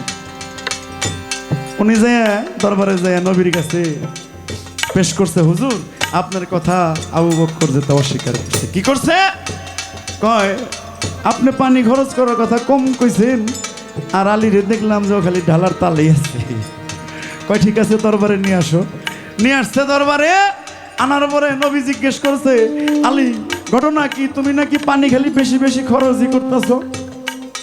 কয় হুজুর, যেদিন থেকে আপনি পানিটাকে কম খরচ করার কথা বলেছেন, সেদিন থেকে একটু পানিও আমি খরচ করি নাই। ওই পানি খরচ না করার কারণে আমার দেহের ভিতরে যে জ্বালা, যে যন্ত্রণা শুরু হয়েছে, যে তাপ অনুভূত হয়েছে, দুনিয়ার সমস্ত পানি দিয়েও যদি আমি গোসল করি, তবু জ্বালাটা আমার নিবারণ হবে না। তাহলে অবশ্যই পানির একটা হিসাব আছে। এখন এই পানি থাকে কোথায়?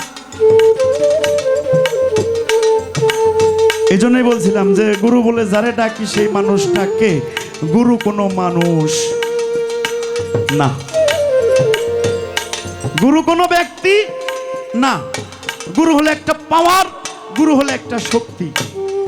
আর এই মাওলা ইয়াদি পাওয়ার, যেটাকে মাওলা ইয়াদ বলা হয়, অর্থাৎ মাওলা হলো প্রভুত্ব, ইয়াদ হলো শক্তি। সেই মাওলার ইয়াদি শক্তি যার উপর ভর করে, ওইটা হলো গুরু রূপে। হ্যাঁ, গুরু রূপে আমার মানবধারী, হ্যাঁ, আমার হাসমত শাহ, আমার রহিম শাহ, আমার আনিস বাজার, এরা হইলেন সেই গুরু সত্তা। তবে এদের শরণাপন্ন হইলে অবশ্যই তোমাকে সেই জায়গা মতো পৌঁছে দিতে পারবে, নচেত কোনোভাবেই সম্ভব না। বায়াতের দলিল চাইছেও এ কোরআনের প্রত্যেক পাতায় পাতায় আনায়াত কইবার গেলে অনেক, সূরার নাম কইবার গেলেও অনেক। তবে একটা ইঙ্গিত দিয়ে যাই যে পবিত্র কোরআন পাকের সূরা ফাত্তার 10 নম্বর আয়াত যেটা, হ্যাঁ, শুধু এই 10 নম্বর সঠিক দলিল না, এই সূরারই 18 নম্বর সূরার মধ্যে বায়াতের স্পষ্ট দলিল আছে 18 নম্বর আয়াতের মধ্যে। তবু এখানে রূপক অর্থে একটা কথা আমি বলে যাব, এটাকে বায়াতে রেদওয়ান বলা হয়, যেটা উসমান রাদিয়াল্লাহু তাআলা আনহুকে মদিনায় আটক করেছিল, যার কারণে আমার নবী পাক সমস্ত সাহাবীদেরকে একত্র করার জন্য একটা বটবৃক্ষের নিকটে সমস্ত সাহাবীদেরকে সেদিন অঙ্গীকার করাইছিল যে আমরা যেন কেউ পথভ্রষ্ট না হই, আমাদের মধ্যে থেকে কেউ যেন আমরা বিশ্বাসঘাতকতা না করি। এই জন্যে আনুগত্যের একটা শপথ করাইছিল আমার দয়াল নবীর হাতে হাত রেখে। তারা প্রত্যেকে সেদিন হাতে হাত রেখে ওয়াদা করেছিল, শপথ করেছিল। এর হাকিকত আছে বাবা, আমার দেহের মাঝে যে কাম যাতনা সররিপু, এরা যে সবসময় আমারে জ্বালাইতেছে, অত্যাচার করতেছে, আমার মুর্শিদের কাছে যাইয়ে, হ্যাঁ, মুসলমান যখন আমি হমু, আত্মসমর্পণ যখন আমি হমু, ওরা তখন ভয় পাইব, ওরা ভয় পাইব। আর ওদেরকে মারার জন্যই জেহাদ, যে কোরআন পাকে যে জেহাদের কথা আসছে, এইটাই হইল প্রকৃত জেহাদ, যেটা আমার নফসের সাথে। এই নফসের আনুগত্য যারা হয়ে গেছে বাবা, এদেরকে জোর করে ধরে হইলেও নিয়ে দেওয়ান লাগবো। হ্যাঁ, দিলেই গুরু কথা তার কানে কিছু হইলেও মানবো। তো আজকে একটা মানলো, কালকে দুইটা মানার চেষ্টা হইলেও করব। এটা হলো সঠিক দলিল। দেওয়ার পরেই আনুগত্যের শপথ ওইখানে করেছিল। আর এখানে এসে আমার যারে ভালো লাগে, আমি কোনো ব্যক্তি ইন্ডিকেট করে আমি বলি না কোনো জায়গায়, একজনে মরবো, মরেও যদি শান্তি না পায় বাবা। অনেক মানুষ আছে বয়তির কাছে এসে জিজ্ঞেস করে যে বয়তি সাহেব, আপনারা দেশে দেশে গান করে বেড়ান, আজকে পীর সাহেব খুঁজতেছি, এত বছর ধরে পীর খুঁজি, আপনারা পীর সাহেবের নাম কয়ে দেন, যে এর কাছে যাই আমি মরি। তুই মনে মনে কই, শালা তুই জীবনেও পাবি না পীর সাহেব খুঁজে। পরে আমি কইলেও তুই বেশ বিশ্বাস করবি না, কারণ ও জিজ্ঞেস করতে করতে আইছি। আর ও সৃষ্টিতেও এরকম ঘূর্ণিপাকের মধ্যেই ছিল, এরকম ঘূর্ণিপাকের মধ্যেই ছিল, যে কারণে এখন পর্যন্ত এসে ওই তালেই আছে। আর এর জন্য পবিত্র কোরআন পাকে এত সুন্দর করে মীমাংসা দিছে। তারা কোনোদিনও পথভ্রষ্ট, কোনো অলিয়াল মুর্শিদকে তারা কখনোই খুঁজে পাবে না, কারণ আমার আল্লাহ নিজেই তার কর্ণকুহরে সেই মোহরটা মাইরে দিচ্ছে। এখন তোমার একিন, তোমার ইমান। যাই হোক, এবার এই পানির হেফাজত আমি বলছি যে পানি আস্বাদন করলে দেহের লাবণ্যময় একটা জ্যোতির্ময় একটা রূপ আসে। আর এখানে একটা চন্দ্রের একটা হিসাব আছে, যে যেমন উজ্জ্বল চন্দ্র, এই উজ্জ্বল চন্দ্রের একটা বিষয় এখানে আছে। রেশমা অনেক বড় শিল্পী, গুণী শিল্পী, আশা করি সামনে যদি জিজ্ঞেস করে বলার চেষ্টা করব। তবে গান অনুরোধ রইল, যেখান থেকে শুরু করছো গান যেন সামনের দিকে যায়, গান যেন আর নিচের দিকে না নামে। আমার কথা থেকে কথা রেখে যদি গান করে তাহলে আজকের গান ভালো হবে। করা একটা গানই আছে, মাস্টার সাহেব একটা কথা কই, এক শিল্পীর লোকে গান পড়ছিল, কয় দয়াল গুরু ভক্ত বলা আপনার কাছে আমি কিচ্ছু চামো না। বিজার একটা গান আছে, কয় তুমি আছো দয়াল আমার কি বড় প্রমাণ, সেই জ্ঞান বুদ্ধি আর শাস্ত্র প্রমাণ কোনো কিছুর আমার দরকার নাই। গান এটা গাইছে ঠিকই, মাঝখানে প্রশ্ন করছে যে আমার কোনো কিছুই চাওয়ার দরকার নাই দয়াল, আমি মরবার চাই না, আমি জানি বাইসে থাকি, আমার জানি মৃত্যু না হয়।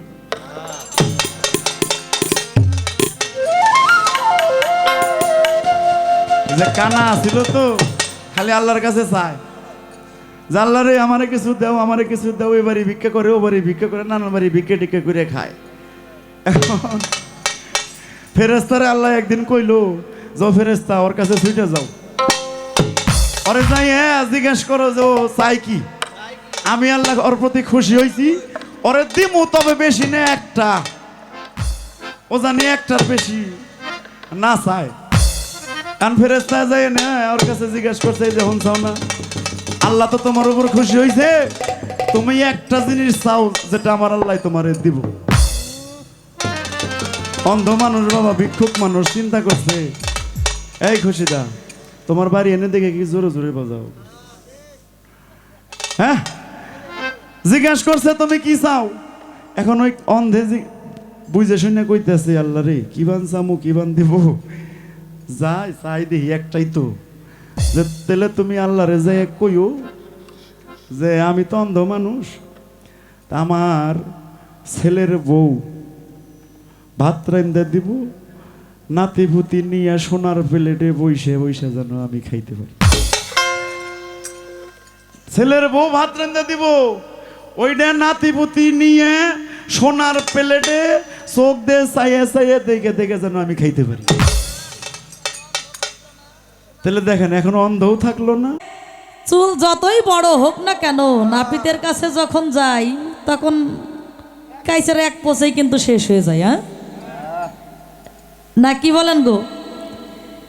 তাহলে আমার দয়াল যিনি আজকে দেখলাম সুযোগ পেয়ে খুব বলে নিল, আসলে নিজের এলাকা তো, নিজের এলাকায় একটু বেশি বেশি বলা লাগে। আজকে ডর নাই তো। হ্যাঁ হ্যাঁ বাহ, সুন্দর সুন্দর কথা বলেছেন আমার গুরুধন। এই পৃথিবীর বুকে কেন মুর্শিদ ধরতে হবে? মাতা পিতা থাকলে কি মুর্শিদ ধরা যাবে কি যাবে না? একজন বিধবা নারী তিনি বায়াত গ্রহণ করতে পারবেন কিনা তিনি সুন্দরভাবে জবাব করেছেন। জবাবের নাই অভাব, তবুও গান বা কথা ধরা এইটাই হলো শিল্পীদের একটা স্বভাব। তো আমি স্বভাবে পরিণত হব না, যেহেতু রাত্র অনেক অতিবাহিত হয়ে গেছে, সেদিকে লক্ষ্য রেখে পিছের কোনো কথা তুলে না ধরে, যেহেতু সব কিছুর জবাব তিনি করেছেন, তা আমি নতুন করে আমার দয়ালের কাছে কিছু জানতে চাইব। সেটা হলো তিনি বলেছেন যদি আমার ভক্ত সেই দিকে নজর দিয়ে কিছু বলেন তাহলে তিনি বলার জন্য চেষ্টা করবেন। সেটা কি? চন্দ্র সম্বন্ধে আমি একটা গান রাখবো। তবে আমি যে চন্দ্র সম্পর্কে গানটি রাখবো দরদি, শুধু এই আকাশের চন্দ্র দিয়েই যেন আমাকে বুঝাইয়ে দিয়েন না, চন্দ্রের যে ভেদ বৃত্তান্ত সেটা একটু তুলে ধরার জন্য চেষ্টা করবেন। মহাজন কি বলেছেন তার গানের মধ্যে একটা গান রাখবো, আশা করি আপনাদেরও ভালো লাগবে।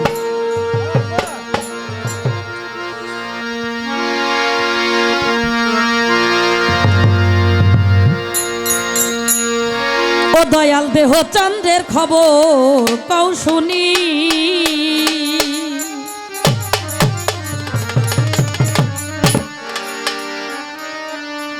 সাড়ে 24 চন্দ্রের খবর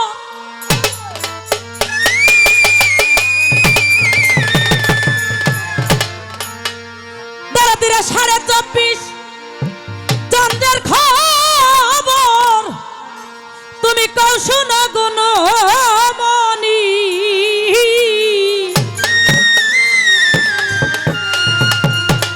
আমার এই দেহ চন্দ্রের খবর কও শুনি।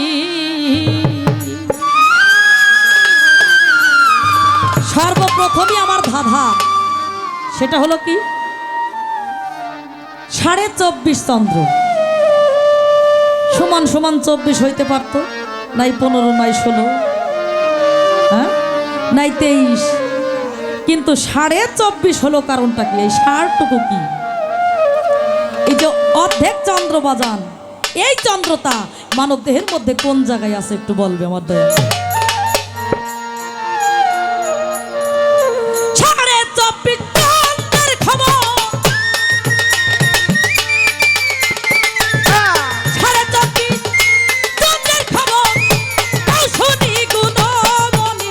ওরে 24.5 চন্দ্রের খবর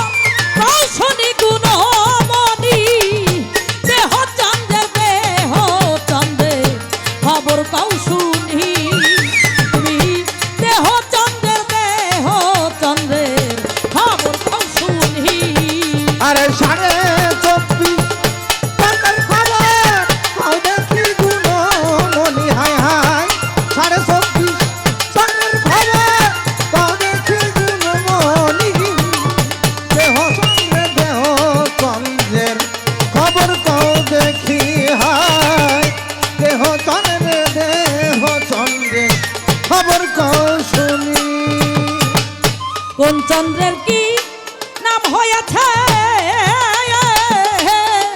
দয়াল রে অধ চন্দ্র কেন হয়েছে বলো কোন চন্দ্রের কি নাম হয়েছে আরে অধ চন্দ্র কেন হয়েছে কোথায় ওঠে সে চাঁদ কও কোন মাসে উঠেছে চাঁদ কৌকন মাসে বলিলে বুঝবে অজ্ঞানী ওরে ওঠে সে চাঁদ কৌকন মাসে বলিলে বুঝবে অজ্ঞানী দেহ চন্দ্রের খবর কুশুনি দয়াল দেহ চন্দ্রের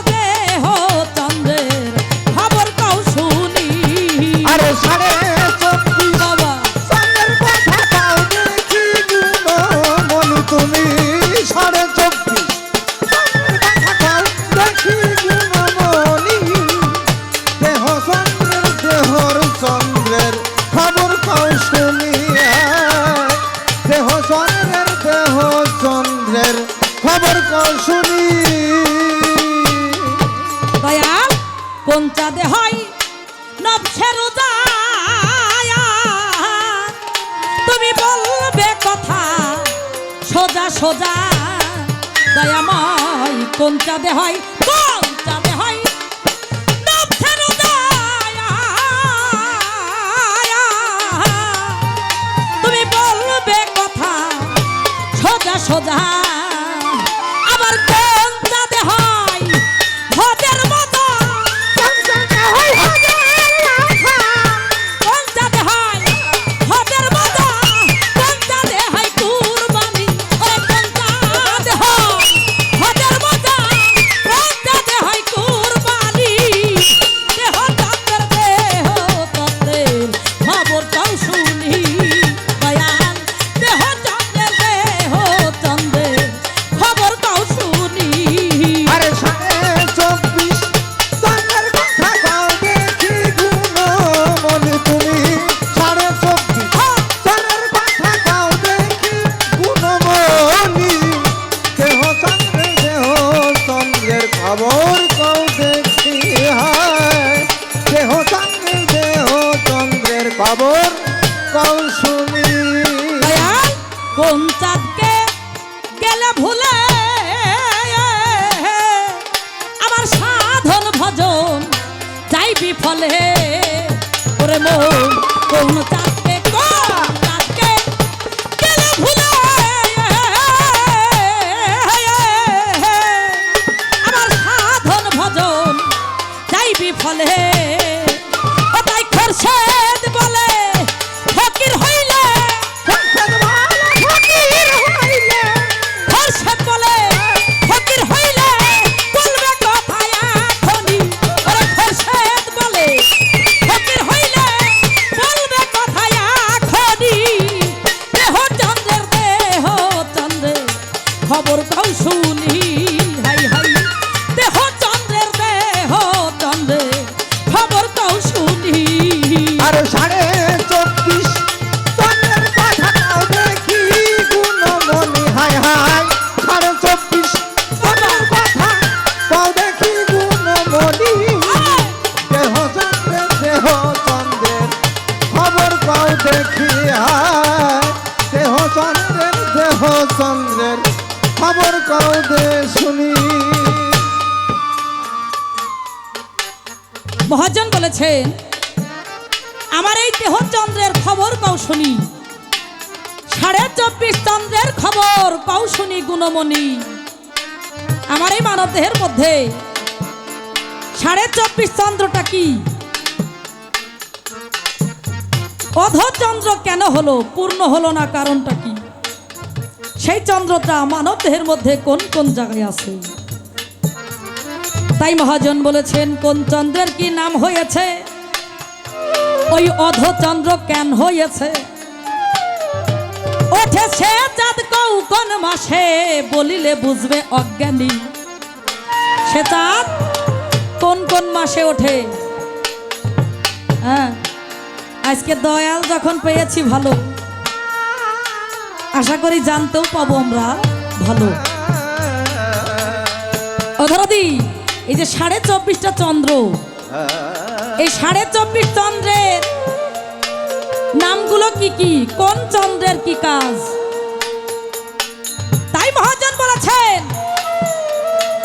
কোন চাঁদে হয় নবসে রোজা, তুমি বলবে কথা সোজা সোজা।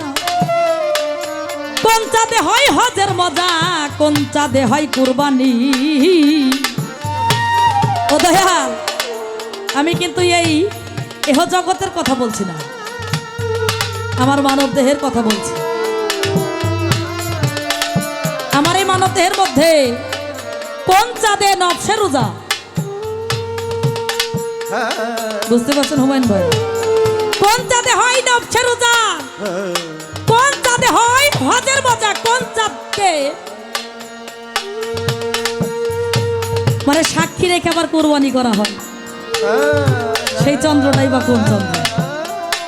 আর কি কুরবানি করা হয়? আস্তে, মানব দেহের মধ্যে কি কুরবানি দেওয়া হয় জানতে হবে না দরদরা। আর যদি না জানা হয় সব কিন্তু বৃথা হয়ে যাবে। এটা আমার কথা না, আমার দয়াল বলেছে, যদি কিছু জানার থাকে আজকে জেনে নাও।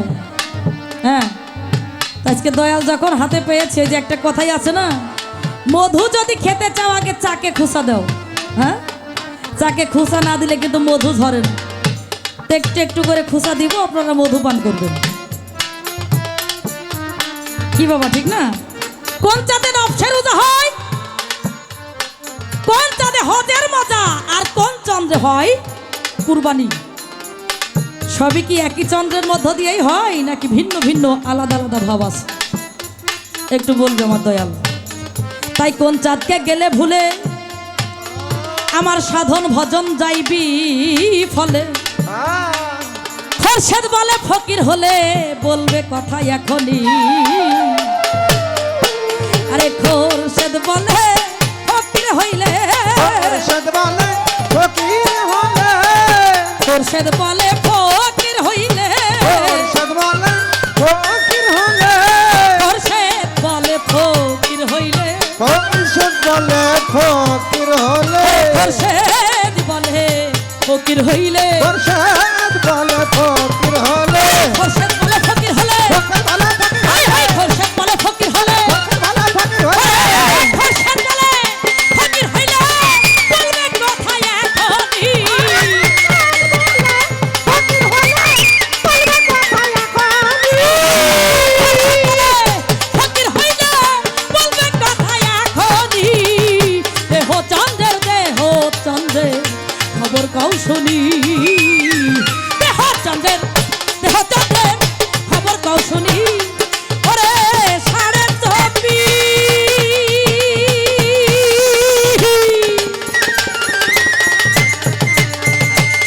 ছেলে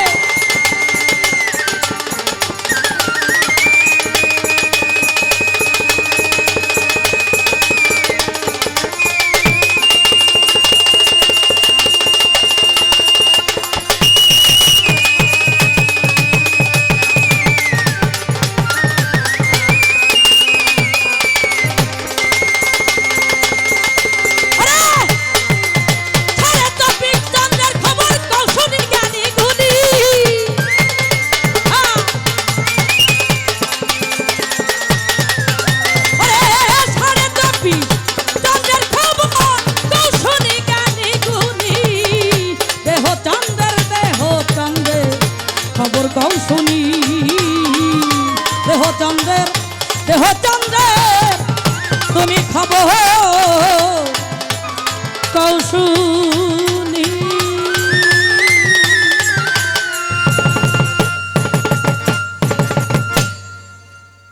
আমরা তো ছোট শিল্পী, পোলাপান শিল্পী। আমি দেখেছি ফকিরা বড় বড় সরকারদের ক্ষেত্রেও এরকম হয়।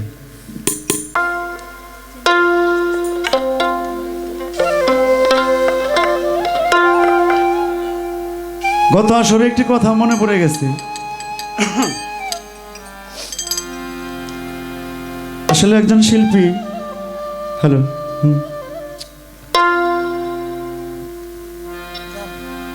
আরেকজন শিল্পীর প্রশংসা করবে, এটাই নিয়ম। আমি যদিও জবাব দিতে ভুলে গিয়েছিলাম, আসলে মাথায় ছিল না, পয়েন্ট লিখছিলামও, কিন্তু হুট করে স্মরণ ছিল না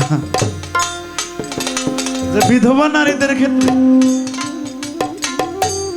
রেশমা সরকার বললেন যে আমার দয়াল বিধবা নারীদের সম্বন্ধে আমার প্রশ্ন ছিল, চমৎকার করে জবাব দিচ্ছে। শুনছেন তো আপনারা? আসলে কিন্তু এই বিষয়ে আমি কথাই বলি নাই। বাহ, চমৎকার। যদিও যেহেতু স্মরণ করিয়ে দিয়েছে, আসলেও আমার দয়াল নবীজি সূরা মুমতাহানার 12 নম্বর আয়াতের মধ্যে আমার নারীদেরকে যে মুরিদের বিষয়ে কথা বলেছেন, ওখানে সধবার, বিধবার, যুবতী আর বৃদ্ধ নাই। ওই সকল নারীদেরকে মুরিদ করো। ওইখানে কিছু শর্ত সাপেক্ষ দিয়েছিল, তারা কি করবে? নিজের সন্তানকে তারা নষ্ট করবে না, ব্যভিচার করবে না। হ্যালো, এখন বাবা কর্মটা হলো যার যার। আপনারা শুনেছেন যে আমি অল্প বয়সে হইলাম নারী, জন্ম গেল বাপের বাড়ি, ওরে স্বামী কি ধন না দেখলাম চাহিয়ারি। এখন যারে স্বামী কইতেছি, আসলে স্বামী না, এ হইল আসামি, এ হইল আসামি। স্বামী হইল স্বয়ং প্রভু, স্বয়ং স্রষ্টা, তিনি হইলেন পুরুষ, আর বাকি যা আছে সব হইল।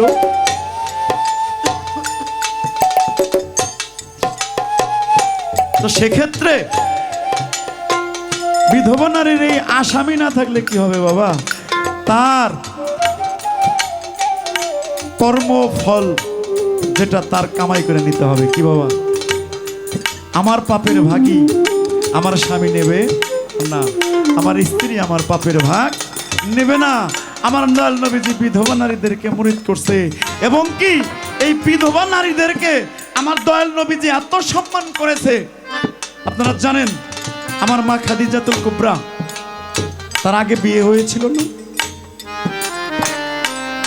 আমার রাসূলের বয়স ছিল মাত্র 25 বছর তখন, আর 40 বছরের বিধবা নারীকে আমার নবী স্বয়ং গৃহে নিয়ে আসছেন, সম্মান করেছেন। এজন্য কর্ম করতে হবে। এই কর্ম করতে গেলে ওইখানে এই স্বামী তুচ্ছ, যার যার জের বান্দা গরগর হিসাব, যার যার হিসাব তাড়াতাড়ি দিতে হবে। এজন্য তাকে অবশ্যই বায়াত হইতে হবে। অবশ্যই অবশ্যই অবশ্যই তার কাছে, একজন মুর্শিদের কাছে যাওয়ার পরে তার বিধান সে দিয়ে দিবে।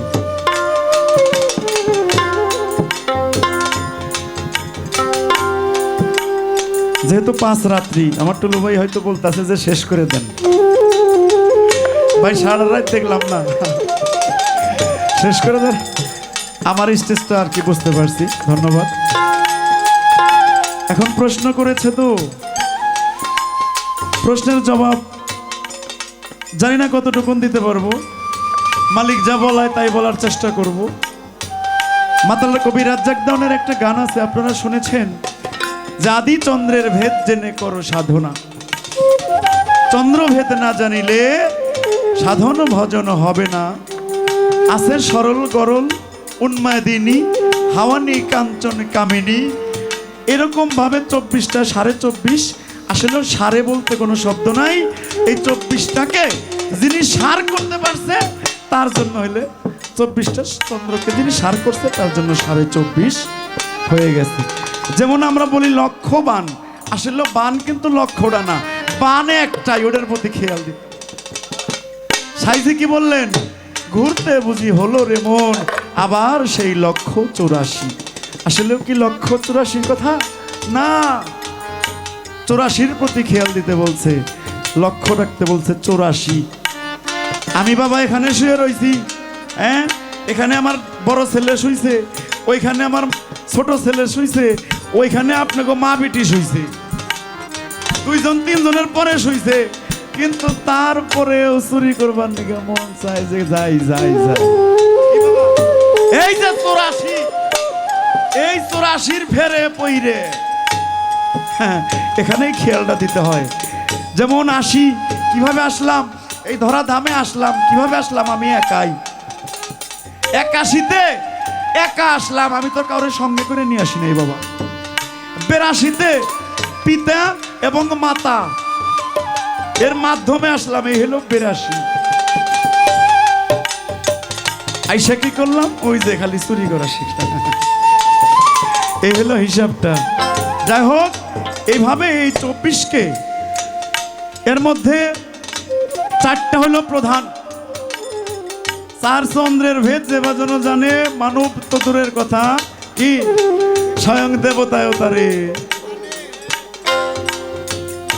মানে। এখন কোন চন্দ্রে ঈদুল ফিতর হয়, কোনটায় রোজা হয়, হ্যাঁ, কোন কুরবানি হয়, আমি আপনাকে মুখের দিকে তাকে আমার কিছু কথা বলতে হয় বাবা, আসলেও কিন্তু চেষ্টা করি, শেষ হবে না। ধন্যবাদ।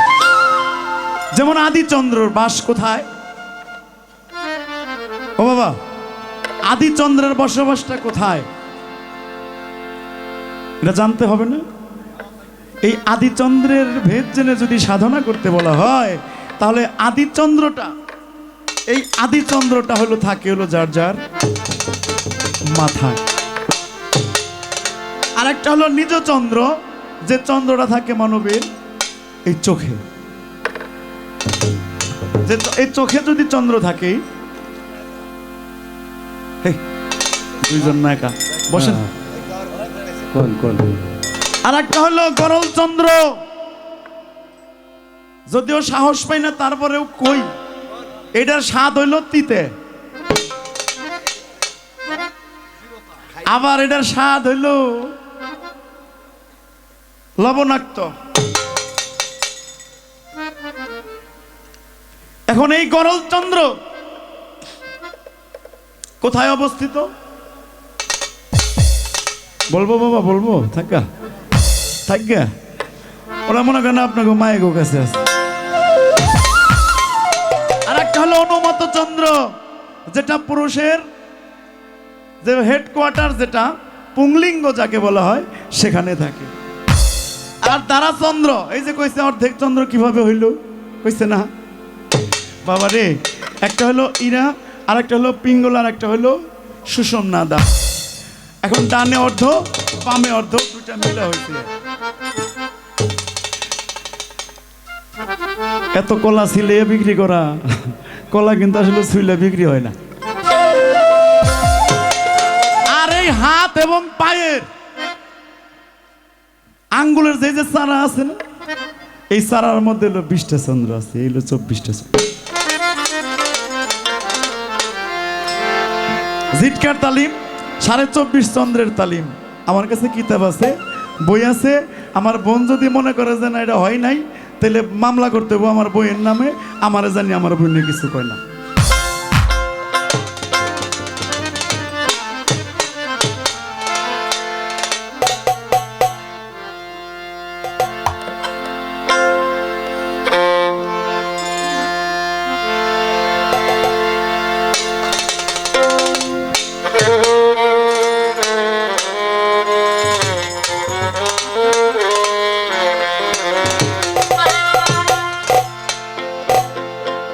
মনরে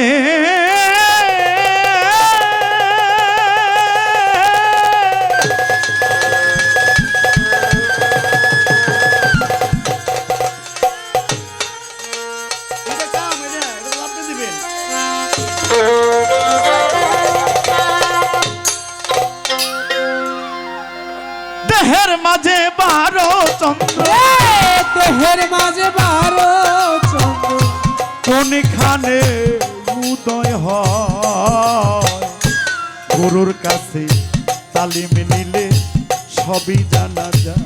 আমার মন গুরুর কাছে তালিম নিলে সবই জানা যায়। দেহের মাঝে 12 চন্দ্র, দেহের মাঝে 12 চন্দ্র, কোন জায়গায় হৃদয় হয়। গুরুর কাছে তালিম নিলে সবই জানা যায় দয়াল, গুরুর কাছে তালিম নিলে সবই জানা যায়। মস্তকেতে মণিচন্দ্র, এবার হারা চন্দ্র না ছুতে বন্ধ, মস্তকেতে মণিচন্দ্র,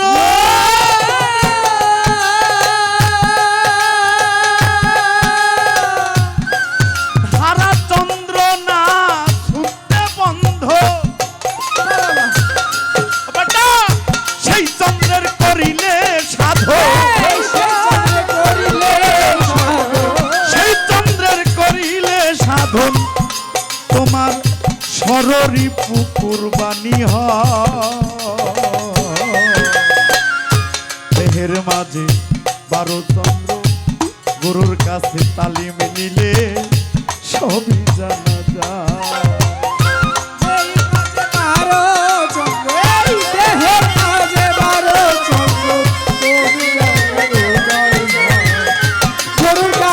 তালিম নিলে সবই জানা যায়, গুরুর কাছে তালিম নিলে সবই জানা যায়।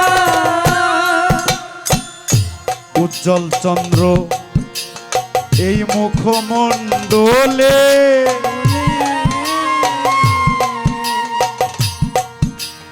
বাবারে ওলি চন্দ্র কণ্ঠ নালে, লা লা লা লা।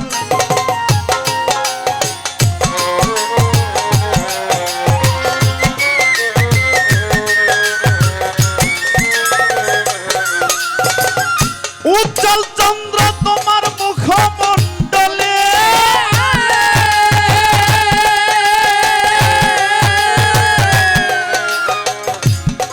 অলি চন্দ্র কণ্ঠ নালে, তুমি রোজা রাখো সে চাঁদ ধরে, রোজা রাখো সে চাঁদ ধরে, রোজা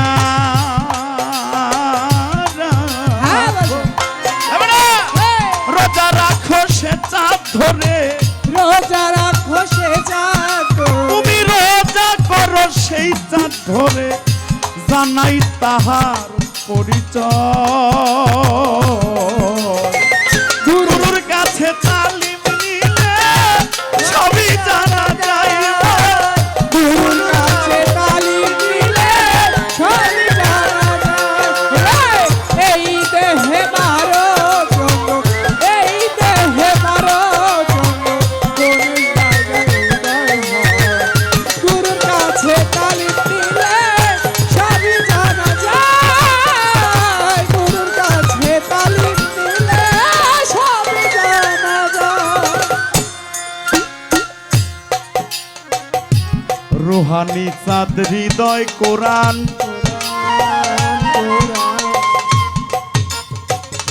সরল চন্দ্র নাভিতে যা,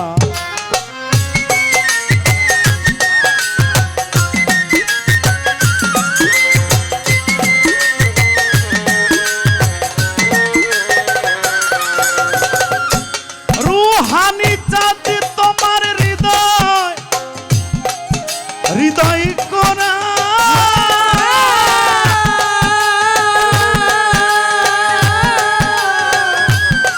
সরল চন্দ্র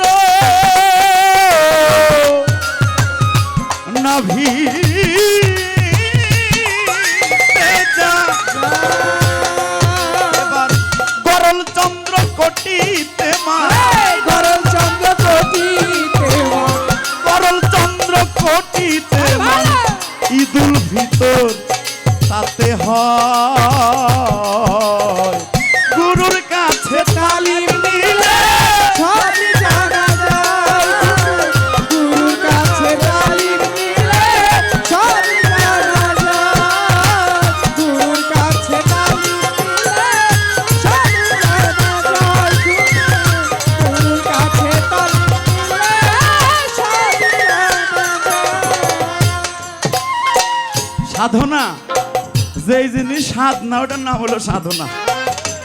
হ্যাঁ, এত ভালো ভালো না। এই যে সরল যে গরল চন্দ্রটা, এই গরলকে যদি কেহ ভক্ষণ করে, এর সার না বুঝে যদি গরল করে, যদি এটা করে, ওইটা ভালো করার জায়গায় যে আরো নষ্ট হবে। আর সরল উজ্জ্বল চন্দ্র যেটা মুখমণ্ডলে, এই সরল চন্দ্র ভক্ষণ করলেই এই মুখমণ্ডলের উজ্জ্বলতাটা বাবা চলে আসে। আমার বাজানরা রয়েছে, কবারও পারি না। আসলে আমি কোনো করমধারী লোক না বাবা, আমি এগুলা করিও নাই, আমি জানিও না। এখানে যা আছে আমি তাই বলতেছি। যারা গুরু ধরেছেন, গুরুর কাছে জেনে নেবেন। যাহাই আছে বিশ্ব ব্রহ্মাণ্ডে, তাহাই আছে মানব ভাণ্ডে।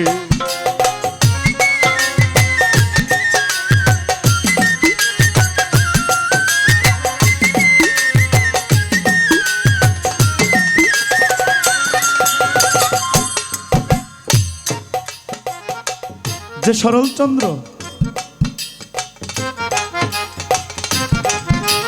এই সরল চন্দ্রকে আমি বয়ে দিই, আমি জানিয়ে দিতে পারম তোমারে, কিন্তু তুমি কর্ম করলে তোমার এই ফল আসবে। মুর্শিদের কাছে যাওয়ার পরে ওটার একটা সাধন আছে। কি বাবা, এই সাধনটা গুরুর কাছ থেকে জেনে নিতে হয়। আচ্ছা, এই সাধন এটা গুরুর কাছ থেকে জেনে তারপরে এর কর্ম করতে হয়, তাহলেই তুমি যে চন্দ্রের হিসাব এটা পাওয়া যাবে। আর একটা চন্দ্র যেটা আসলে মুখে বলার বিষয় না, সাধক কি বললেন আমি সাধকের ভাষাই আমি সমাধান করে দেব।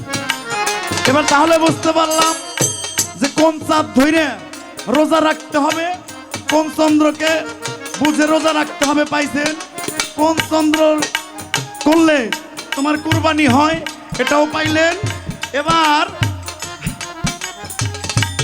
ঈদুল ফিতর যাকে বলে, ঈদ মানে কি আনন্দে, আদি চন্দ্র রয় এই জানুতে, বাকি চারটি কইতে না রে।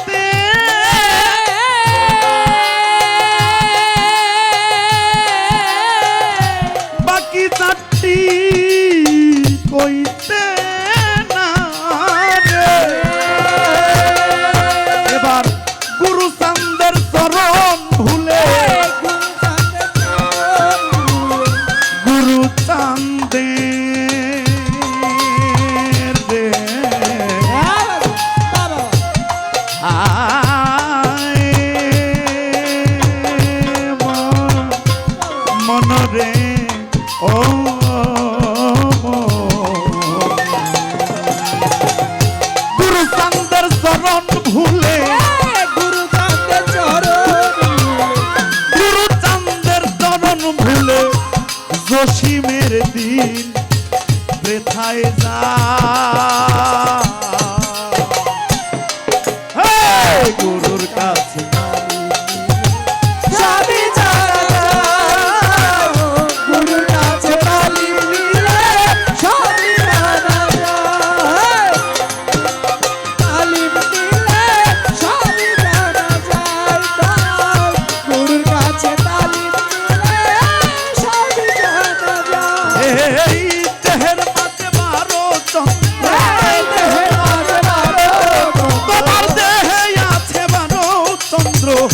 কোনখানেতে হয়ুদা।